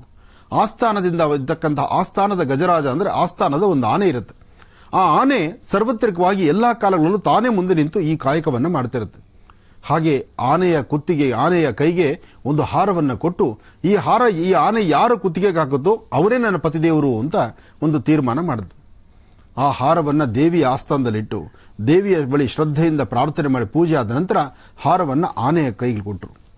ಆನೆ ತನ್ನ ಸೊಂಡಲ್ಲಿ ಹಾರವನ್ನು ಹಿಡ್ಕೊಂಡು ಸುತ್ತ ನೋಡ್ಕೊಂಡು ಬಂತು. ಬಂದಿರತಕ್ಕಂಥ ಸಾಮಂತ ರಾಜರು ಎಲ್ಲರೂ ನೋಡಿದ್ರು. ಎಲ್ಲರಿಗೂ ನೋಡಿದ್ರೆ ಎಲ್ಲೂ ಹಾರ ಹಾಕಬೇಕು ಅನಿಸ್ತಿಲ್ಲ. ಆದರೆ ಹಾರವನ್ನ ಜೋರಾಗಿ ಒಂದು ಕಡೆ ಮೇಲೆ ಎಸೆದ ತಕ್ಷಣ ಆ ಹಾರ ಬಂದು ಬಿದ್ದದ್ದು ಈ ಒಂದು ರಾಜನ ಮೇಲೆ. ಆ ಹಾರ ಬಂದು ಬಿದ್ದದ್ದು ಈ ರಾಜ ವಿಕ್ರಮಾರ್ಕನ ಮೇಲೆ. ಅಂದರೆ ಅಲ್ಲಿಗೆ ಶನಿ ಪ್ರಭಾವದ ಸಂಪೂರ್ಣವಾದಂತಹ ಕೃಪಾಶೀರ್ವಾದ ಶನೈಶ್ಚರನ ಕೃಪೆ ಈ ರಾಜನ ಮೇಲೆ ಬಂದಿತ್ತು. ಹಾರ ಬಂದು ಬಿದ್ದ ತಕ್ಷಣ ಒಮ್ಮೆ ಆಲೋಚನೆ ಮಾಡಿದ, ಅಯ್ಯೋ ಭಗವಂತ, ಎಲ್ಲಿಂದಲೋ ಬಿದ್ದಂತ ಈ ಹಾರ ನನಗಾಗಿ 2 ಕೈಗಳಿಲ್ಲ, 2 ಕಾಲುಗಳಿಲ್ಲ, ಆದರೆ ಈ ಹಾರ ನನ್ನ ಕುತ್ತಿಗೆಗೆ ಬಿದ್ದಿದೆಯಲ್ಲ, ಯಾರು ಹಾಕಿರ್ತಕ್ಕಂಥ ಈ ಹಾರ ಅಂದಾಗ ಗಗನ ಮಾರ್ಗವಾಗಿ ಭಗವಂತ ಆ ಒಂದು ಮಾರ್ಗವಾಗಿ ಬಂದು ಮೇಲಿಂದ ಆಶೀರ್ವದಿಸ್ತಾನೆ. ಇಲ್ಲಿವರೆಗೂ ನಿನ್ನ ಕಾಡಾಟ ಅನ್ನತಕ್ಕಂಥದ್ದು, ಇಲ್ಲಿವರೆಗೂ ನಾನು ನಿನ್ನ ಜಾತಕದಲ್ಲಿ ಪ್ರವೇಶ ಮಾಡಿ ಸಾಕಷ್ಟು ಸಮಸ್ಯೆಗಳನ್ನು ಹೊತ್ತಿದ್ದಾಯ್ತು. ಅಂದು ನೀನು ರಾಜ್ಯದಲ್ಲಿ ಕೂತು ಯಾರೀ ಶನೈಶ್ಚರ ಅಂದೆ, ಆಗೂ ಸಹಿತ ನೀನು ಯಾರೀ ಶನೈಶ್ಚರ ಅನ್ನಬೇಕಾದ್ರೆ ನಿನ್ನ ನಾಲಿಗೆ ಮೇಲೆ ಈ ಪದ ಹೊರಡಬೇಕಾದ್ರೆ ನಾನು ನಿನ್ನ ಜಾತಕಕ್ಕೆ ಪ್ರವೇಶ ಮಾಡ್ತಾ ಇದ್ದೆ. ಆ ಪ್ರವೇಶ ಮಾಡುವ ಕಾಲದಲ್ಲಿ ನಿನ್ನನ್ನು ಆಹ್ವಾನಿಸಿದ ನಂತರ ನೀನು ಮಧಾಂಧನಾಗಿ ನಡ್ಕೊಂಡೆ. ಅದಾದ ನಂತರ ಮುಂದಾದಂತಹ ವೃತ್ತಾಂತವೆಲ್ಲವನ್ನೂ ಸಹಿತ ನಿನಗೆ ಗೊತ್ತಿರುವಂತ ವಿಚಾರ. ಆದರೆ ಈಗ ನಾನು ನಿನ್ನ ಜಾತಕವನ್ನ ನಿನ್ನ ಮಹರ್ದಶೆಯಲ್ಲಿ, ನಿನ್ನ ದಶಾಭುಕ್ತಿಗಳಲ್ಲಿ ನಿನ್ನನ್ನು ಬಿಟ್ಟು ನಾನು ಮುಂದಡಿತಾ ಇದ್ದೇನೆ. ಇನ್ನು ಹಾಕುವ ಪ್ರತಿ ಹೆಜ್ಜೆಯೂ ಸಹಿತ ನಿನಗೆ ಶುಭವೇ ತರುತ್ತೆ, ನೀನು ವಿಜಯನಾಗ್ತೀಯ. ಇಲ್ಲಿಂದ ಆಚೆಗೆ ನೀನು ಹಾಕುವಂತ ಪ್ರತಿ ಹೆಜ್ಜೆಯಲ್ಲೂ ಶುಭ, ಸಂತೋಷ, ಸುಖ ಸಂತೋಷದಿಂದ ಇರ್ತೀಯ ಅಂತ ಹೇಳಿದಾಗ ಆ ರಾಜ್ಯದಲ್ಲಿ ಯಾವಾಗ ಶಾಪಗ್ರಸ್ತನ ಅಂದ್ರು ಅಂದ್ರೆ ಶಾಪದಿಂದ ವಿಮುಕ್ತಿ ಆಗ್ತಾನೋ, ಶಾಪ ವಿಮುಕ್ತಿಯಾದ ಮರುಕ್ಷಣವೇ ತನಗೆ ಕೈಕಾಲುಗಳು ಬರುತ್ತೆ. 2 ಕೈಕಾಲುಗಳು ಬಂತು. ರಾಜ ಆದ, ತನ್ನ ವರ್ಚಸ್ಸು, ತೇಜಸ್ಸು, ತನ್ನ ರಾಜ್ಯ ಹೇಗಿತ್ತು ಎಲ್ಲವೂ ಬಂದಾಯಿತು. ಅದಾದ ನಂತರ ಆ ಹೆಣ್ಣುಮಗಳನ್ನು ಮದುವೆನೂ ಆದ, ತನ್ನ ರಾಜ್ಯಕ್ಕೆ ತಾನು ಕರ್ಕೊಂಡು ಹೊರಟ. ನೋಡಿ ಎಂತಹ ಒಂದು ವಿಶೇಷವಾಗಿರ್ತಕ್ಕಂಥ ಅಂಶ, ಪ್ರತಿಯೊಬ್ಬರು ತಿಳ್ಕೊಳ್ಬೇಕಾಗಿರ್ತಕ್ಕಂಥ ವಿಚಾರ ಇಲ್ಲಿದೆ. 27 ನಕ್ಷತ್ರ 12 ರಾಶಿಗಳವರೆಗೂ ಸಹಿತ ಸ್ವಾಮಿ ಒಲಿದರೆ ಎಲ್ಲಾ ಸಂಪತ್ತನ್ನು ಕೊಡ್ತಾನೆ. ಸ್ವಾಮಿ ಒಲಿದಿರ ಸ್ವಲ್ಪ ತನ್ನ ಕಣ್ಣು ದೃಷ್ಟಿಗಳಲ್ಲಿ ತನ್ನ ಕೆಂಗಣ್ಣಿಗೆ ತಾವು ಗುರಿಯಾದರೆ ಅಥವಾ ಸ್ವಾಮಿಯ ದೃಷ್ಟಿಕೋನ ನಮ್ಮ ಮೇಲೆ ಬಿದ್ದರೆ ಮನುಷ್ಯ ಯಾರೂ ಬದುಕಲಿಕ್ಕಾಗಲ್ಲ. ಅಂತಹ ಸಮಸ್ಯೆ. ಆದರೆ ಒಂದು ಸತ್ಯ, ರಾಜನಿಗೆ ಕೈ ಕಾಲು 2 ಕಟ್ ಮಾಡಿದ್ರು, ಆದರೆ ಪ್ರಾಣ ಹೋಗಲಿಲ್ಲ. ಹಾಗೆ ಶನಿಯ ದೇಶನಲ್ಲಿ 7 ವರ್ಷ 7.5 ಈ ಶನಿ ಯಾರ ಜಾತಕದಲ್ಲಿದ್ದರೂ ಆ ವ್ಯಕ್ತಿ ಎಷ್ಟೋ ಸತಿ ಈಗಾಗಲೇ ಸಾಕಷ್ಟು ಪರೀಕ್ಷೆಗಳಾಗಿದೆ, ಸಾಕಷ್ಟು ಇಂಥ ಸಂಕಷ್ಟದಲ್ಲಿರ್ತಕ್ಕಂಥವ್ರನ್ನ ನೋಡಿದ್ದಾರೆ. ಯಾರೊಬ್ಬರಾದರೂ ಈ ದಶಾಭುಕ್ತಿಗಳಲ್ಲಿ ಪ್ರಾಣ ಹೋಗೋದಿಲ್ಲ. ಅದರ ಸಮಸ್ಯೆ ಇದೆಯಲ್ಲ, ಅಬ್ಬಾ ಅದು ಹೇಳ್ತಿರೋದು. ರಾಜ ಕಳ್ಳನಾಗಿದ್ದಾಯ್ತು, ಕಳ್ಳ ಅಂತ ವಿಧಿಸಿದ್ದಾಯ್ತು, ಕೈಕಾಲು ಕಟ್ ಮಾಡಿದ್ದಾಯ್ತು, ಜೊತೆಗೆ ಒಂದು ಗಾಣದ ಮೇಲೆ ಕೂತ್ಕೊಂಡಿದ್ದಾಯ್ತು. ಗಾಣವನ್ನ ಇಡೀ ರಾಜ್ಯವನ್ನು ಆಳ್ತಕ್ಕಂಥ ರಾಜ ಗಾಣದ ಮೇಲೆ ಕೂತ್ಕೊಂಡು ಎತ್ತನ್ನ ಓಡಿಸಿದ್ನಲ್ಲ. ಅಂದರೆ ಹಾಕೋ ಹೆಜ್ಜೆ ಹೇಗಿರುತ್ತೆ ಯೋಚನೆ ಮಾಡಿ. ಇದಕ್ಕೆಲ್ಲ ಪ್ರಭಾವ ಭಗವಂತಂದು. ನೀಲಾಂಜನ ಸಮಾಭಾಸಂ ರವಿಪುತ್ರ ಮಿಮಾಗ್ರಜಂ ಛಾಯಾಮಾರ್ತಾಂಡ ಸಂಭೂತಂ ತನ್ನಮಾಮಿ ಶನೇಶ್ಚರಂ. ಕೊಡುವಾಗ ಕೊಟ್ಟು ಭಗವಂತ ಹರಸಿದಾಗ ಆತ ನಡೆಯುವಂತಹ ನಾವು ಹಾಕುವ ಹೆಜ್ಜೆನಲ್ಲಿ ಲೋಪವಾರದಂತೆ ನಾವು ನಡೆದಿದ್ದೇ ಆದರೆ ಭಗವಂತನ ಕೃಪೆ ನಮ್ಮೆಲ್ಲರ ಮೇಲಿರುತ್ತೆ. ಅಂತಹ ವಿಶೇಷವಾಗಿರ್ತಕ್ಕಂಥ ಶನ್ನೋ ದೇವೀರಭಿಷ್ಟಯ ಆಪೋ ಭವಂತು ಪೀದೇಂ ಶಯೋರಭಿಷ್ಟವಂತನಃ ಶನೇಶ್ಚರಾಯ ನಮಃ. ಈ ಶನೇಶ್ಚರ ಸ್ವಾಮಿಯ ವಿಶೇಷವಾಗಿರ್ತಕ್ಕಂಥ ಕಥಾಶ್ರವಣವನ್ನ ಇಷ್ಟೊತ್ತು ತಾವೆಲ್ಲರೂ ಸಹಿತ ಆಲಿಸಿದ್ರಿ. ಈ ಕಥೆಯನ್ನು ಕೇಳಿದ ನಿಮಗೂ, ಹೇಳಿದಂತ ನನಗೂ, ಹಾಗೂ ಈ ಸುತ್ತಮುತ್ತ ಪ್ರಾಂತ್ಯದಲ್ಲಿ ಇವತ್ತಿನ ದಿವಸ ಯಾರೆಲ್ಲ ಧ್ವನಿಯನ್ನು ಆಲಿಸಿದ್ದೀರೋ ನಿಮ್ಮೆಲ್ಲರಿಗೂ ಶನೇಶ್ಚರನ ಸಂಪೂರ್ಣ ಅನುಗ್ರಹ ಉಂಟಾಗಲಿ. ಪ್ರತಿಯೊಬ್ಬರು ಸಹಿತ ನೆಮ್ಮದಿಯುತವಾಗಿರಿ. ಹಾಕುವ ಪ್ರತಿ ಹೆಜ್ಜೆಯಲ್ಲಿ ನಾನು ನಂದು ಎಂಬತಕ್ಕಂಥ ಮದಮಾತ್ಸರ್ಯಗಳನ್ನು ದೂರ ಮಾಡಿ ನಾವೆಲ್ಲರೂ ಒಂದು ಎಂಬತಕ್ಕಂತಹ ರೀತಿಯಲ್ಲಿದ್ದು ಸದಾಕಾಲ ಮಾತಾಪಿತರೊಳಗೆ ನಮ್ರತೆಯಿಂದ ನಡೆದು ಗುರು ಹಿರಿಯರ ಮಾತಿನಂತೆ ನಾವು ಆಲಿಸಿ ನಮ್ಮ ಜೀವನವನ್ನು ಸುಂದರವಾದಂತಹ ರೀತಿಯಲ್ಲಿ ಇಟ್ಕೊಂಡು ಗ್ರಹಗಳಿಗೆ, ಗ್ರಹಾಧಿಪತಿಗಳಿಗೆ ಸದಾಕಾಲ ನಮಸ್ಕರಿಸ್ತಾ ಭಗವಂತನ ಕೃಪೆಗೆ ಪಾತ್ರರಾಗೋಣ. ಒಳ್ಳೆಯದಾಗಲಿ, ಶುಭವಾಗಲಿ. ಈಗ ಪೂಜಾರಾಧನೆಯನ್ನ ಪ್ರಾರಂಭ ಮಾಡಲಿದ್ದೇವೆ. ಹಾಗಾಗಿ ಪೂಜಾ ಕಾರ್ಯದಲ್ಲಿ ಭಾಗವಹಿಸ್ತಾ ಇದ್ದಾರೆ ಗುರುಜರ ಸುಪುತ್ರಿ ಮನುಶ್ರೀ. ಅವರನ್ನ ಕಾರ್ಯಕ್ರಮಕ್ಕೆ ಸ್ವಾಗತಿಸೋಣ. ಮನು, ಕಾರ್ಯಕ್ರಮಕ್ಕೆ ಸ್ವಾಗತ. ಗುರುಜಿ. ಭಗವತಿ ಶ್ರೀ ರಾಜರಾಜೇಶ್ವರಿ ನಮಃ. ಲಕ್ಷ್ಮೀ ನಾರಾಯಣಾಭ್ಯ ನಮಃ. ವಾಣಿ ವಿಶ್ವನಾಥಾಭ್ಯ ನಮಃ. ಶುಚಿಪುರಂದರಾಭ್ಯ ನಮಃ. ಅರುಂಧತಿ ವಸಿಷ್ಠಾಭ್ಯಾಂ ನಮಃ. ಯಾರ್ಯಾರೆಲ್ಲ ಶನಿ ದಶೆಯಲ್ಲಿದ್ದೀರಿ, ಶ್ರವಣ ಅಂದರೆ ನಕ್ಷತ್ರಚಾರ ಪ್ರಕಾರ ಅನ್ನೋದಕ್ಕಿಂತ ರಾಶಿಗಳಲ್ಲಿ ಯೋಚನೆ ಮಾಡೋದಾದ್ರೆ ವೃಷಭ, ಸಿಂಹ, ಮಕರ, ತುಲ, ವೃಶ್ಚಿಕ, ಕುಂಭ, ಮೀನ ಈ ರಾಶಿಗಳಲ್ಲಿರ್ತಕ್ಕಂಥವ್ರು. ಹಾಗೆ ಯಾರೊಬ್ಬರಾದರೂ ಸಹಿತ 12 ರಾಶಿಗಳಲ್ಲಿರ್ತಕ್ಕಂಥವರು ನಿಮ್ಮ ನಿಮ್ಮ ಮನೋಕಾಮನೆಗಳ ಸಿದ್ಧಿಗಾಗಿ ಶನೇಶ್ವರನ ಶ್ರದ್ಧಾಭಕ್ತಿಯಾಗಿ ಪ್ರಾರ್ಥನೆ ಮಾಡಿ. ಪ್ರತಿಯೊಬ್ಬರು ಹೂ ಅಕ್ಷತೆ ಕಾಳನ್ನ ಕೈಗೆ ತಗೊಳ್ಳಿ. ಅಥವಾ ಭಗವಂತನ ಪ್ರಾರ್ಥನೆ ಮಾಡುವ ಕಾಲ ನಿಮ್ಮ ಉಂಗುರದ ಬೆರಳು ಮತ್ತು ಹೆಬ್ಬೆರಳನ್ನು ಕೈಯಲ್ಲಿ ಇಟ್ಕೊಂಡು ಉಂಗುರದ ಬೆರಳು, ಹೆಬ್ಬೆರಳು ಎರಡೂ ಒಂದು ಕಡೆ ಜೋಡಿಸಿದ ನಂತರ ಓಂ ಶಂ ಶನೈಶ್ಚರಾಯ ನಮಃ, ಓಂ ಶಂ ಶನೈಶ್ಚರಾಯ ನಮಃ, ಓಂ ಶಂ ಶನೈಶ್ಚರಾಯ ನಮಃ ಮಂತ್ರಾನುಷ್ಠಾನ ಪೂರ್ವಕವಾಗಿ ಹೆಬ್ಬೆರಳು ಮತ್ತು ಉಂಗುರದ ಬೆರಳು ಜೊತೆಲಿಟ್ಕೊಂಡು ಓಂ ಶಂ ಶನೈಶ್ಚರಾಯ ನಮಃ ಎಂಬತಕ್ಕಂಥ ಮಂತ್ರವನ್ನ ನಿರಂತರವಾಗಿ ಪಠನೆ ಮಾಡಿ. ಗಣಾನಾಂತ್ವಾ ಗಣಪತಿಗಂ ಭವಾಮಹೇ ಕವಿಂ ಕವೀನಾಮುಪಮಶ್ರವಸ್ತಮಂ ಜ್ಯೇಷ್ಠರಾಜಂ ಬ್ರಹ್ಮಣಾಂ ಬ್ರಹ್ಮಣಸ್ಪದಾನ ಶೃಣ್ವನ್ನೋತು ಭಿಸ್ಸೇದಸಾದನಂ. ಓಂ ನಿರಂಜನಾಯ ವಿದ್ಮಹೇ ನಿರಾಭಾಸಾಯ ಧೀಮಹಿ ತನ್ನೋ ಶ್ರೀನಿವಾಸ ಪ್ರಚೋದಯಾತ್. ವೆಂಕಟೇಶೋ ವಾಸುದೇವೋ ಪ್ರದ್ಯುಮ್ನೋ ಅವಿತವಿಕ್ರಮಃ ಸಂಕರ್ಷಣ ನಿರುದ್ಧಶ್ಚ ಶೇಷಾದ್ರಿ ಪತಿದೇವತಾ. ಗೋವಿಂದ ಗೋವಿಂದ. ಗೋವಿಂದರ ನಾಮಸ್ಮರಣೆ ಆಯಿತು. ಭಗವಂತನ ವಿಶೇಷವಾಗಿರ್ತಕ್ಕಂತಹ ಅನುಗ್ರಹದೊಂದಿಗೆ, ಶ್ರೀನಿವಾಸನ ಅನುಗ್ರಹದೊಂದಿಗೆ ಕಾರ್ಯಕ್ರಮವನ್ನು ಪ್ರಾರಂಭಿಸೋಣ. ಪ್ರತಿಯೊಬ್ಬರು ಸ್ವಾಮಿಗೆ ನಡೀತಕ್ಕಂತಹ ಫಲಪಂಚಾಮೃತ ಅಭಿಷೇಕವನ್ನ ಕಣ್ತುಂಬಿಸಿಕೊಳ್ಳುವಂತಹ ಕಾಲ. ಭಗವಂತನ ಅಭಿಷೇಕ ಕಾಲದಲ್ಲಿ ತಾವೆಲ್ಲರೂ ಓಂ ಶಂ ಶನೈಶ್ಚರಾಯ ನಮಃ ಅಂತಕ್ಕಂಥ ಮಂತ್ರ, ಹಾಗೆ ನಿಮ್ಮ ಗೋತ್ರ, ಹೆಸರು, ನಕ್ಷತ್ರವನ್ನ ಶ್ರದ್ಧೆಯಿಂದ ಹೇಳ್ಕೊಳ್ಳಿ. ಜಗದಃ ಪಿತರ ಮುಂದೆ ಪಾರ್ವತಿ ಪರಮೇಶ್ವರು ತಂದೆ ತಾಯಿ ಪಾದ ಮುಟ್ಟಿ ನಮಸ್ಕಾರ ಮಾಡಿ ಆದಿತ್ಯಾದಿ ನವಗ್ರಹಗಳನ್ನು ಪ್ರಾರ್ಥನೆ ಮಾಡಿ ಸ್ವಾಮಿಗೆ ನಡೀತಕ್ಕಂಥ ಅಭಿಷೇಕವನ್ನು ದರ್ಶನ ಮಾಡೋಣ. ಓಂ ಗುರು ಬ್ರಹ್ಮ ಗುರು ವಿಷ್ಣು ಗುರುದೇವೋ ಮಹೇಶ್ವರ.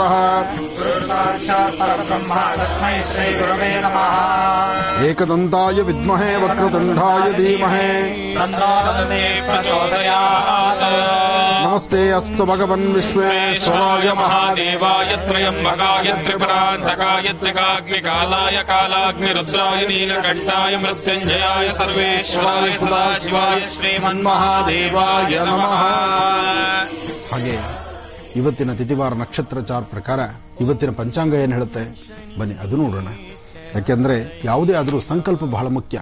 ಆ ಸಂಕಲ್ಪದಲ್ಲಿ ಇವತ್ತಿನ ತಿಥಿವಾರ ನಕ್ಷತ್ರವೇನು ಅದನ್ನು ನೋಡೋಣ. ಭಗವಂತ ಶಂ ಶನೇಶ್ಚರಾಯ ನಮಃ. ಓಂ ಶಂ ಶನೇಶ್ಚರಾಯ ನಮಃ. ಓಂ ಶಂ ಶನೇಶ್ಚರಾಯ ನಮಃ. ಶ್ರೀ ಪ್ಲವನಾಮ ಸಂವತ್ಸರೆ ದಕ್ಷಿಣಾಯನೆ ವರ್ಷ ಋತು ಶ್ರಾವಣ ಮಾಸ ಕೃಷ್ಣ ಪಕ್ಷ 28/8/2021 ಶನಿವಾರ ಸೃಷ್ಟಿ ಭರಣಿ ನಕ್ಷತ್ರ ಶ್ರವಣ. ಇವತ್ತು ಶ್ರಾವಣ ಶನಿವಾರ. ಭರಣಿ ನಕ್ಷತ್ರದವರು ಧರಣಿ ಆಳ್ತಾರೆ ಅಂತ ಹೇಳ್ತಾರೆ.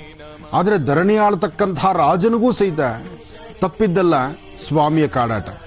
ಹಾಗಾಗಿ ಆ ರಾಜ ಆದರೂ ಸಹಿತ ಯಾರಾದರೂ ಸಹಿತ ಶ್ರದ್ಧೆಯಿಂದ ಭಕ್ತಿಯಿಂದ ಭಗವಂತನ ಪ್ರಾರ್ಥನೆ ಮಾಡಿ ಭಗವಂತ ಕಾಪಾಡಪ್ಪ ಅಂತ ಹೇಳಿ ಪ್ರಾರ್ಥನೆ ಮಾಡುವಂತಹ ಕಾಲ ಇವತ್ತು ಬಹಳ ವಿಶೇಷವಾಗಿರತಕ್ಕಂತಹ ಕಾಲ. ಇವತ್ತು ಶ್ರಾವಣ ಶನಿವಾರ ಮಹಾವಿಷ್ಣು ಶ್ರೀನಿವಾಸನ ಪ್ರಾರ್ಥನೆ ಮಾಡಿ ಸ್ವಾಮಿಗೆ ಫಲ ಪಂಚಾಮೃತ ಅಭಿಷೇಕವನ್ನು ಮಾಡೋಣ. ಹಾಗೆ ಭಗವಂತನ ಪ್ರಾರ್ಥನೆ ಮಾಡುವ ಕಾಲ ಮತ್ತೊಮ್ಮೆ ಹೇಳ್ತಿದ್ದೀನಿ. ಓಂ ಶಂ ಶನೇಶ್ಚರಾಯ ನಮಃ ಎಂಬತಕ್ಕಂಥ ಮಂತ್ರವನ್ನ ಶ್ರದ್ಧೆಯಿಂದ ಪ್ರಾರ್ಥನೆ ಮಾಡಿ.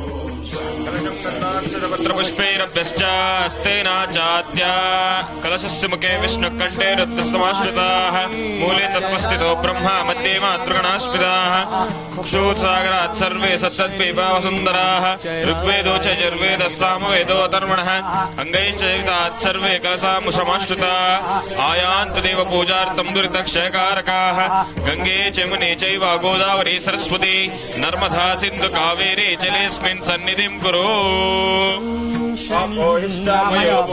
ೋರ್ಜೆ ದಧಾತನ ಮಹೇರಣಾಯ ಚಕ್ಷಸೆ ಯೋ ಶಿವತಮೋ ರಸಸ್ತಸ್ಯ ವಾಜಯತೆ ಅನಃ ಉಚತೇರಿವ ಮಾತರಃ ತಸ್ಮಾ ಅರಂಗಮಾಮವೋ ಯಸ್ಯ ಕ್ಷಯಾಯ ಚಿನ್ವತ ಆಪೋ ಜನಯಥಾ ಚನಃ ಶುದ್ಧೋದಕ ಸ್ನಾನಂ ಸಮರ್ಪಯಾಮಿ.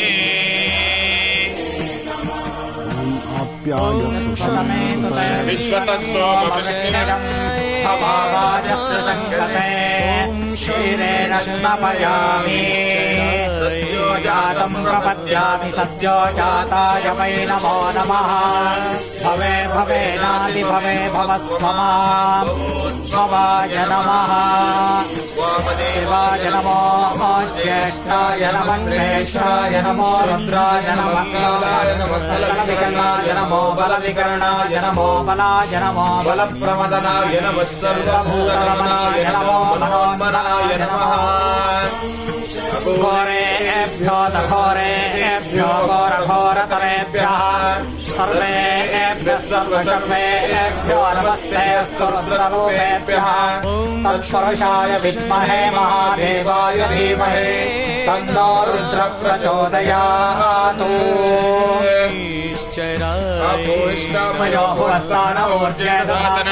ಮಹೇರಣಾಯ ಚಕ್ಷಸೆ ಯೋ ಶಿವತಮೋ ರಸಸ್ತಸ್ಯ ವಾಜಯತೆ ಅನಃ ಕುಶತೇರಿವ ಮಾತರಃ ತಸ್ಮಾ ಅರಂಗಮಾಮವೋ ಯಸ್ಯ ಕ್ಷಯಾಯ ಚಿನ್ವತ ಆಪೋ ಜನಯತಾ ಚನಃ.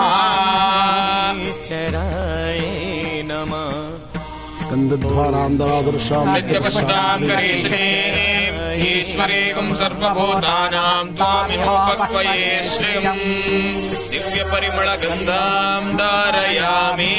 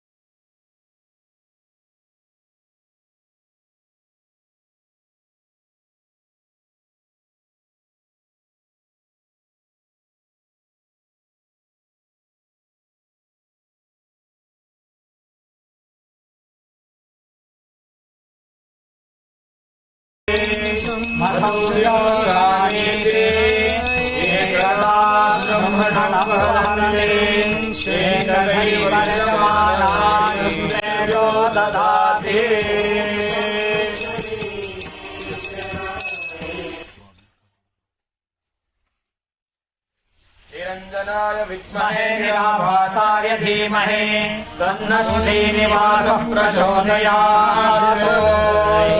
नमः. ॐ शं शनीश्चराय सुगन्धिं पुष्टिवर्धनम् उर्वारुकमिव बन्धनान् मृत्योर्मुक्षेयमामृतात्. एते सहस्रमणिसंवाचा मृत्योपत्याय हन्तवे यज्ञस्य भाजया सर्वान् वयजामहे मृत्यवे स्वाहा मृत्यवे स्वाहा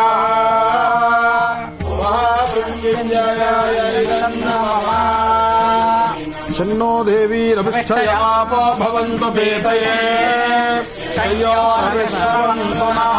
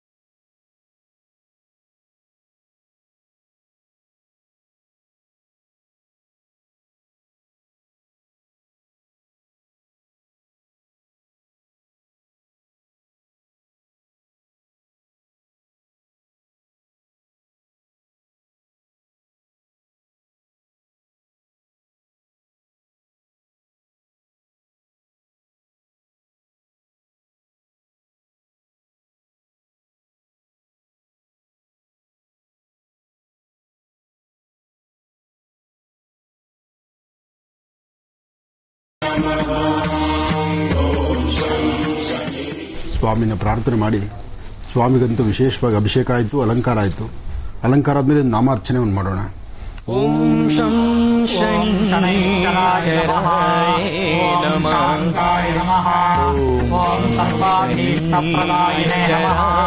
ಓಂ ಶರಣ್ಯಾಯ ನಮಃ. ಓಂ ವರೇಣ್ಯಾಯ ನಮಃ. ಓಂ ಸರ್ವೇಶಾಯ ನಮಃ. ಓಂ ಸೌಮ್ಯಾಯ ನಮಃ. ಓಂ ಸುರವಲ್ಯಾಯ ನಮಃ. ಓಂ ಸುರಲೋಕವಿಹಾರಿಣೇ ನಮಃ. ಓಂ ಸುಖಾಸನೋಪವಿಷ್ಟಾಯ ನಮಃ. ಓಂ ಸುಂದರಾಯ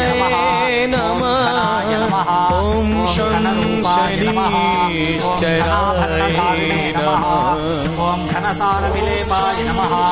ಓಂ ಖದ್ಯೋತಾಯ ನಮಃ. ಓಂ ಮಂದಾಯ ನಮಃ. ಓಂ ಮಂದಚೇಷ್ಟಾಯ ನಮಃ. ಓಂ ಮಹನೀಯ ಗುಣಾತ್ಮನೇ ನಮಃ. ಶನೇಶ್ವರಾಯ ನಮಃ. ಓಂ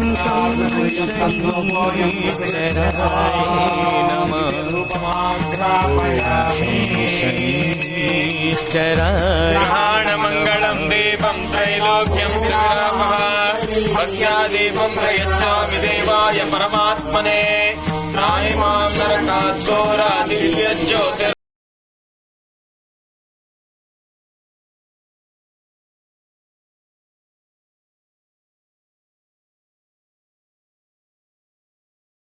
ಪಂಚಾಮೃತ ಅಭಿಷೇಕ ಆಯಿತು, ಅಲಂಕಾರ ಆಯಿತು, ನಾಮಾರ್ಚನೆ ಆಯಿತು, ಧೂಪ ದೀಪ ನೈವೇದ್ಯ ಆಯಿತು.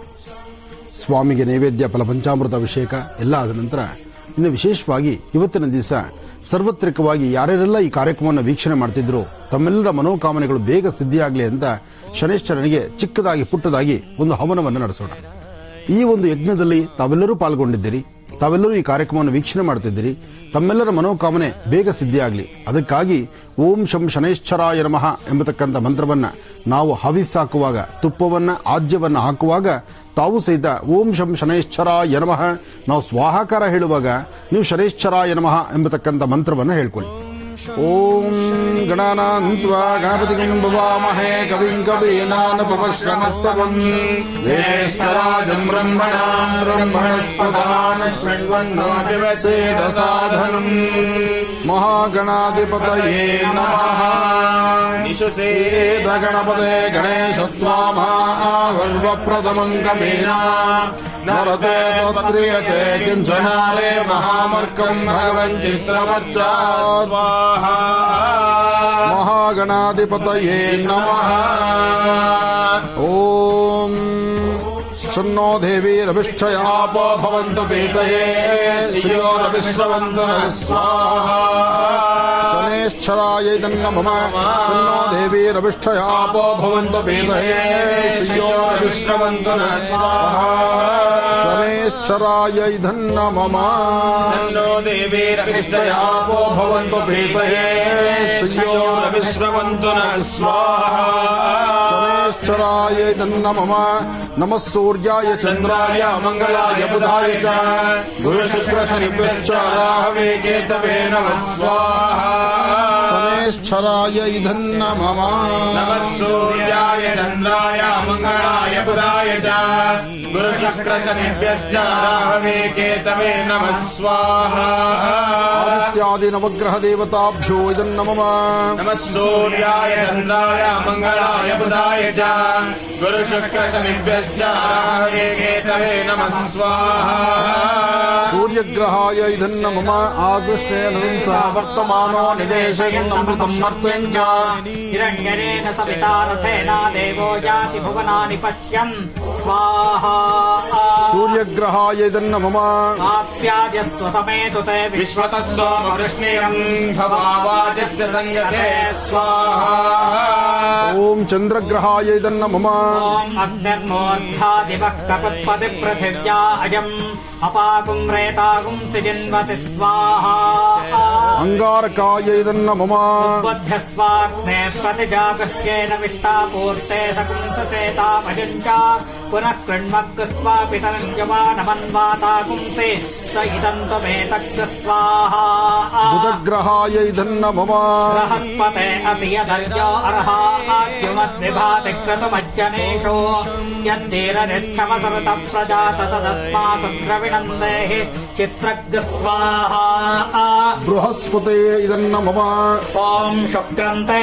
अन्यत्यजतन्ते अन्यद्विषरूपे अहनीत्योरिवासी विश्वाहि वाजा अवसिस्वतावो भद्राते पूषन्निहरातिरस्तु स्वाहा ॐ शुक्रग्रहाय नमः ॐ शन्नो देवीरभिष्टय आपो भवन्तु पीतये श्रेयोरविश्रवन्तु नः स्वाहा शनैश्चराय नमः नश्चित्र आभुवदूते सदा वृधः सखा कयाशतिष्ठया वृता स्वाहा ॐ राहवे नमः केतुम् कृण्वन्न केतवे पेशो मर्या अपेशसे समुषद्धिरजा यथा स्वाहा केतवे नमः त्र्यम्बकै यजामहे सुगन्धिम् पुष्टिवर्धनम् गुरुवारुकमिव वन्दनान् मृत्योर्मुक्ष्येऽमामृतात् स्वाहा मृत्युञ्जयाय नमः ॐ एते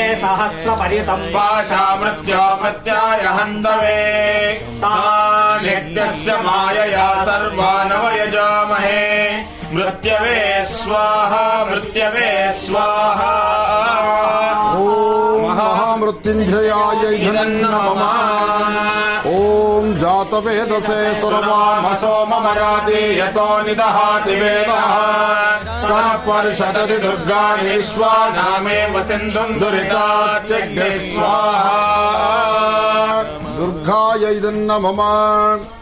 ಈಗ ಪ್ರತ್ಯೇಕವಾಗಿ ಶನೈಶ್ಚರ ಮಹಾಮಂತ್ರವನ್ನ ಎಲ್ಲರೂ ಪಠನೆ ಮಾಡೋಣ. ಶನೈಶ್ಚರ ಮಹಾಯಜ್ಞವನ್ನ ಎಲ್ಲರೂ ಕಣ್ತುಂಬಿಸ್ಕೊಳ್ತಾ ಇದ್ದೀವಿ, ದರ್ಶನ ಮಾಡ್ತಿದ್ದೀವಿ. ಸ್ವಾಮಿಯ ಈ ಮಹಾಯಜ್ಞದಲ್ಲಿ ನೀವೆಲ್ಲರೂ ಪಾಲ್ಗೊಂಡು ಭಗವಂತನ ಶ್ರದ್ಧಾಭಕ್ತಿಯಾಗಿ ಪ್ರಾರ್ಥನೆ ಮಾಡಿ ಶ್ರಾವಣ ಮಾಸದ ಈ ಶನಿವಾರ ಸರ್ವರಿಗೂ ಸಕಲರಿಗೂ ಸಹಿತ ಸನ್ಮಂಗಳ ಉಂಟಾಗಲಿ ಎಂಬತಕ್ಕಂಥದ್ದೊಂದೇ ಈ ಮಹೋದ್ದೇಶ. ಅದರಿಂದ ಸ್ವಾಮಿಯ ಈ ವಿಶೇಷವಾಗಿರ್ತಕ್ಕಂಥ ಮಹಾಯಜ್ಞದಲ್ಲಿ ಪಾಲ್ಗೊಂಡಿರ್ತಕ್ಕಂಥ ತಾವೆಲ್ಲರೂ ಓಂ ಶಂ ಶನೈಶ್ಚರಾಯ ನಮಃ, ಓಂ ಶಂ ಶನೈಶ್ಚರಾಯ ನಮಃ, ಓಂ ಶಂ ಶನೈಶ್ಚರಾಯ ನಮಃ ಎಂಬತಕ್ಕಂಥ ಮಹಾಮಂತ್ರವನ್ನ ನಿರಂತರವಾಗಿ ಪಠನೆ ಮಾಡಿ. ನೀಲಾಂಜನ ಸಮಾಭಾಸಂ ರವಿಪುತ್ರಂ ಯಮಾಗ್ರಜಂ ಛಾಯಾಮಾರ್ತಂಡ ಸಂಭೂತಂ ತಂ ನಮಾಮಿ ಶನೈಶ್ಚರಂ. ನೀಲಾಂಜನ ಸಮಾಭಾಸಂ ರವಿಪುತ್ರಂ ಯಮಾಗ್ರಜಂ ಛಾಯಾಮಾರ್ತಂಡ ಸಂಭೂತಂ ತಂ ನಮಾಮಿ ಶನೈಶ್ಚರಂ. ನೀಲಾಂಜನ ಸಮಾಭಾಸಂ ರವಿಪುತ್ರಂ ಯಮಾಗ್ರಜಂ ಛಾಯಾಮಾರ್ತಂಡ ಸಂಭೂತಂ ತಂ ನಮಾಮಿ ಶನೈಶ್ಚರಂ. ನೀಲಾಂಜನ ಸಮಾಭಾಸಂ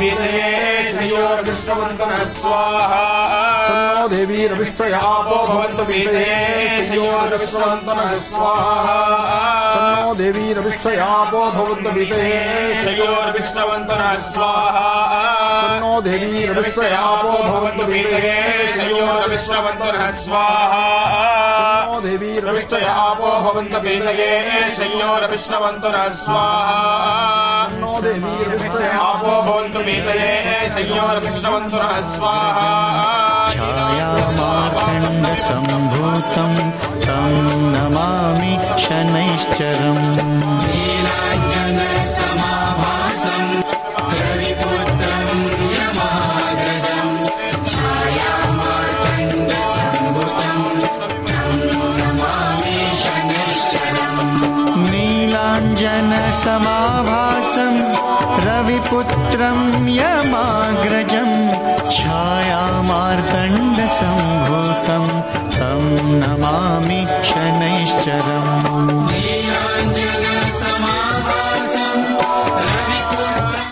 ಸ್ವಾಮಿಗೆ ವಿಶೇಷವಾಗಿರ್ತಕ್ಕಂಥ ಈ ಹವನ, ಈ ವೇದ ಮಂತ್ರಗಳು ಇವೆಲ್ಲವನ್ನೂ ತಾವು ಆಲೋಚನೆ ಮಾಡ್ತಿದ್ದೀರಿ, ಆಲಿಸ್ತಾ ಇದ್ದೀರಿ, ಸ್ವಾಮಿನ ಕಣ್ತುಂಬಿಸ್ಕೊಂಡಿದ್ದೀರಿ. ಜನ್ಮದಾರ್ಭ್ಯರ್ತಕ್ಕಂತಹ ಕರ್ಮಫಲ, ಪ್ರಸ್ತುತ ಸಾಕಷ್ಟು ಸಮಸ್ಯೆಗಳು ಹೊತ್ತಿರತಕ್ಕಂಥ ಸಾಕಷ್ಟು ರಾಶಿಗಳು ಇದ್ದೀರಿ. ನಿಮ್ಮೆಲ್ಲರ ಮನೋಕಾಮನೆ ಬೇಗ ಸಿದ್ಧಿಯಾಗಲಿ ಅಂತ ಮತ್ತೊಮ್ಮೆ ನಿಮ್ಮ ಕುಲದೇವರನ್ನ, ನಿಮ್ಮ ಮಾತಾಪಿತೃಗಳನ್ನ, ನಿಮಗಿಷ್ಟವಾಗಿರ್ತಕ್ಕಂಥ ದೇವರನ್ನ, ಅಧಿದೇವರನ್ನ ಪ್ರಾರ್ಥನೆ ಮಾಡಿ, ಅದರಲ್ಲಿ ಬ್ರಹ್ಮ ವಿಷ್ಣು ಮಹೇಶ್ವರನ್ನ ಪ್ರಾರ್ಥನೆ ಮಾಡಿ, ಮತ್ತೊಮ್ಮೆ ಶನೇಶ್ವರ ಮಹಾಮಂತ್ರವನ್ನ ಪಠನೆ ಮಾಡುವಾಗ ಸ್ವಾಮಿಗೆ ಆದ ಈ ಒಂದು ವಿಶೇಷವಾಗಿರ್ತಕ್ಕಂಥ ಲಾಜಾ ಹವನವನ್ನು ನಡೆಸ್ತಾ ಇದ್ದೀವಿ. ಲಾಜಾ ಅಂದ್ರೆ ಭತ್ತದ ಹರಳು. ಸ್ವಾಮಿಗೆ ಭತ್ತದ ಹರಳಿನಿಂದ ನಡೆಯುವಂಥ ಈ ಹವನದಲ್ಲಿ ತಾವು ಪಾಲ್ಗೊಂಡಿದ್ದೀರಿ. ಮತ್ತೊಮ್ಮೆ ಓಂ ಶಂ ಶನೈಶ್ಚರಾಯ ನಮಃ ಅನ್ನೋ ಒಂದೇ ಮಹಾಮಂತ್ರವನ್ನು ನಿರಂತರವಾಗಿ ಪಠನೆ ಮಾಡಿ. ಓಂ ಶಂ ಶನೈಶ್ಚರಾಯ ಸ್ವಾಹ, ಶನೈಶ್ಚರಾಯ ನಮಃ. ಓಂ ಶಂ ಶನೈಶ್ಚರಾಯ ಸ್ವಾಹ, ಶನೈಶ್ಚರಾಯ ನಮಃ. ಓಂ ಶಂ ಶನೈಶ್ಚರಾಯ ಸ್ವಾಹ, ಶನೈಶ್ಚರಾಯ ನಮಃ. ಓಂ ಶನೈಶ್ಚರಾಯ ಸ್ವಾಹ, ಶನೈಶ್ಚರಾಯ ನಮಃ. ಓಂ ಶಂ ಶನೈಶ್ಚರಾಯ ಸ್ವಾಹ, ಶನೈಶ್ಚರಾಯ ನಮಃ. ಓಂ ಶಂ ಶನೈಶ್ಚರಾಯ ಸ್ವಾಹ, ಶನೈಶ್ಚರಾಯ ನಮಃ. ಓಂ ಶಂ ಶನೈಶ್ಚರಾಯ ಸ್ವಾಹ, ಶನೈಶ್ಚರಾಯ ನಮಃ. ಓಂ ಶಂ ಶನೈಶ್ಚರಾಯ ಸ್ವಾಹ, ಶನೈಶ್ಚರಾಯ ನಮಃ. ಓಂ ಶಂ ಶನೈಶ್ಚರಾಯ ಸ್ವಾಹ, ಶನೈಶ್ಚರಾಯ ನಮಃ. ಓಂ ಶಂ ಶನೈಶ್ಚರಾಯ ಸ್ವಾಹ, ಶನೈಶ್ಚರಾಯ ನಮಃ. ಓಂ ಶಂ ಶನೈಶ್ಚರಾಯ ಸ್ವಾಹ, ಶನೈಶ್ಚರಾಯ ನಮಃ. ಓಂ ಶಂ ಶನೈಶ್ಚರಾಯ ಸ್ವಾಹ, ಶನೈಶ್ಚರಾಯ ನಮಃ. ಓಂ ಶಂ ಶನೈಶ್ಚರಾಯ ಸ್ವಾಹ, ಶನೈಶ್ಚರಾಯ ನಮಃ. ಓಂ ನೀಲಾಂಜನಸಮಾಭಾಸಂ ರವಿಪುತ್ರಂ ಯಮಾಗ್ರಜಂ ಛಾಯಾಮಾರ್ತಾಂಡ ಸಂಭೂತಂ ತನ್ನಮಾಮಿ ಶನೈಶ್ಚರಂ ಸ್ವಾಹ, ಶನೈಶ್ಚರಾಯ ನಮಃ. ಸ್ವಾಮಿಗೆ ಧೂಪ ದೀಪ ನೈವೇದ್ಯ ಮಹಾಮಂಗಳಾರತಿ ಮಾಡೋಣ. ಸರ್ವರಿಗೂ ಸಕಲರಿಗೂ ಸಹಿತ ಸನ್ಮಂಗಳ ಉಂಟಾಗಲಿ, ಶನೈಶ್ಚರನ ಅನುಗ್ರಹ ಉಂಟಾಗಲಿ ಅಂತ ಮತ್ತೊಮ್ಮೆ ನಾನು ಭಗವಂತನ ಪ್ರಾರ್ಥನೆ ಮಾಡ್ತೀನಿ. ನೀಲವರ್ಣಂ ನೀಲಮಾಲ್ಯಾಂಬರಧರಂ ನೀಲಗಂಧಾನುಲೇಪನಂ ನೀಲಾಶ್ವ ನೀಲಶ್ಚತ್ರ ಧ್ವಜರದಾಕಾರ ಶುಭಿದಂ ದಿವ್ಯಂ ಮೇರಂ ಪ್ರದಕ್ಷಿಣಂ ಕುರ್ವಾಣಾಂ ಗೃಹಮಂಡಲೇಂ ಪ್ರವೇಶಂ ಸಾಂಗಂ ಸಾಯುಧಂ ಸವಾಹನಂ ಸಪತ್ನಿ ಪರಿವಾರ ಸಮೇತಂ ಸರ್ವ ಅಲಂಕಾರಭೂಷಿತಂ ಮತಿದೇವತಾ ಪ್ರತ್ಯದೇವತಾ ಸಹಿತಂ ಸೂರ್ಯಗ್ರಹಸ್ಯ ಪಶ್ಚಿಮ ದಿಗ್ಭಾಗೆ ತಿಲದಾನ್ಯಶೋಪರಿ ಭಗವಂತಂ ಶನೇಶ್ಚರಂ. ಭಗವಂತ ಕಾಪಾಡಪ್ಪ. ಓಂ ಶಂ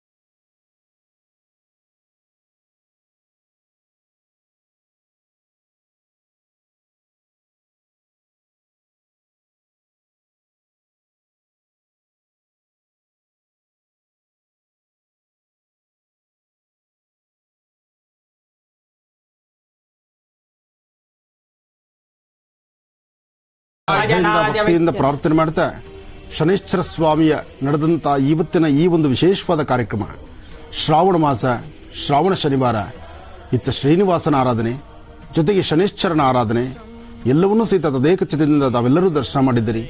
ನಿಮ್ಮೆಲ್ಲರ ಮನೋಕಾಮನೆಗಳು ಬೇಗ ಸಿದ್ಧಿಯಾಗಲಿ, ಭಗವಂತನ ಸಂಪೂರ್ಣ ಕೃಪೆ ನಿಮಗಿರಲಿ ಅಂತ ನಾನು ಮತ್ತೊಮ್ಮೆ ಭಗವಂತನ ಪ್ರಾರ್ಥನೆ ಮಾಡ್ತೀನಿ.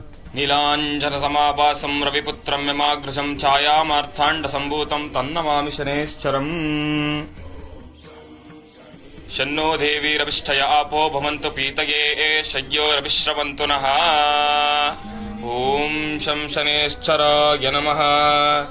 ಓಂ ಶಂ ಶನೇಶ್ಚರಾಯ ನಮಃ. ಓಂ ಶಂ ಶನೇಶ್ಚರಾಯ ನಮಃ. ಗಣಾನಾನ್ ತ್ವಾ ಗಣಪತಿಗುಂ ಹವಾಮಹೇ ಕವಿಂ ಕವೀನಾಮುಪಮಶ್ರವಸ್ತಮಂ. ಜ್ಯೇಷ್ಠರಾಜಂ ಬ್ರಹ್ಮಣಾಂ ಬ್ರಹ್ಮಣಸ್ಪತ ಆನ ಶೃಣ್ವನ್ನೋತಿ ವಸ್ಸೇದಸಾದನಂ. ಮಹಾಗಣಾಧಿಪತಯೇ ನಮಃ. ನಮಸ್ಕಾರ ವೀಕ್ಷಕರೇ, ಇವತ್ತಿನ ದಿನ ಈ ಒಂದು ಸುದಿನ ನಮ್ಮ ಮಹರ್ಷಿವಾಣಿ ಕಾರ್ಯಕ್ರಮದಲ್ಲಿ ಕಳೆದ ಬಾರಿ ಕೂಡ ಶನೇಶ್ವರನ ಅನುಷ್ಠಾನ ಮಾಡಿದ್ವಿ. ಇದು 3ನೇ ಶ್ರಾವಣ ಶನಿವಾರ. ಅದಕ್ಕೋಸ್ಕರ ಒಂದು ವಿಭಿನ್ನ ರೀತಿಯಲ್ಲಿ ವಿಶೇಷವಾಗಿ ಶನೇಶ್ವರನ ಅನುಷ್ಠಾನ ನಾವು ಇಲ್ಲಿ ನಮ್ಮ ಪ್ರೋಗ್ರಾಂನಲ್ಲಿ ಸ್ಟುಡಿಯೋದಲ್ಲಿ ನಡೆಸಿದ್ದೇವೆ. ಆತನ ಕೃಪೆ, ಆತನ ಒಂದು ಆಶೀರ್ವಾದ ಸದಾ ನಿಮ್ಮ ಮೇಲೆಲ್ಲರ ಮೇಲೂ ಇರಲಿ ಅಂತ ನಾನು ಭಗವಂತನ ಕೇಳ್ಕೊಂತೀನಿ. ಇವತ್ತು ನಡೆಸಿರ್ತಕ್ಕಂಥ ಈ ಒಂದು ಮಹಾಯಜ್ಞ ತಮ್ಮೆಲ್ಲರಿಗೂ ಶ್ರೇಯಸ್ಸನ್ನ ಉಂಟು ಮಾಡಲಿ ಅಂತ ಕೇಳ್ಕೊಂತ ನನ್ನ 2 ಮಾತುಗಳನ್ನ ನಾನು ಮುಗಿಸ್ತೇನೆ. ನಮ ಸೂರ್ಯಾಯ ಚಂದ್ರಾಯ ಮಂಗಳಾಯ ಬುಧಾಯ ಚ ಗುರು ಶುಕ್ರ ಶನಿಭ್ಯಶ್ಚ ರಾಹವೇ ಕೇತವೇ ನಮಃ. ಮೊದಲಿಗೆ ಗಣೇಶನ್ ಪೂಜೆ ಮಾಡಿ, ತಂದೆ ತಾಯಿ ಕಾಲಿಗೆ ನಮಸ್ಕಾರ ಮಾಡಿ, ಶನೇಶ್ವರನ ಪ್ರಾರ್ಥನೆ ಮಾಡಿ ಮನೆಯಿಂದ ಹೊರಟ್ರೆ ಯಾವುದೇ ಕೆಲಸ ಆದ್ರೂ ಅದಾಗ್ಲೇಬೇಕು. ಆದ್ರಿಂದ ಶನೇಶ್ವರನ ಆಶೀರ್ವಾದ ನಮ್ಮೆಲ್ಲರ ಮೇಲೂ ಇರುತ್ತೆ. ಅವರನ್ನ ಬೇಡ್ಕೊಂಡು ಎಲ್ಲಾ ಕೆಲಸ ಸ್ಟಾರ್ಟ್ ಮಾಡಬೇಕು ನಾವು.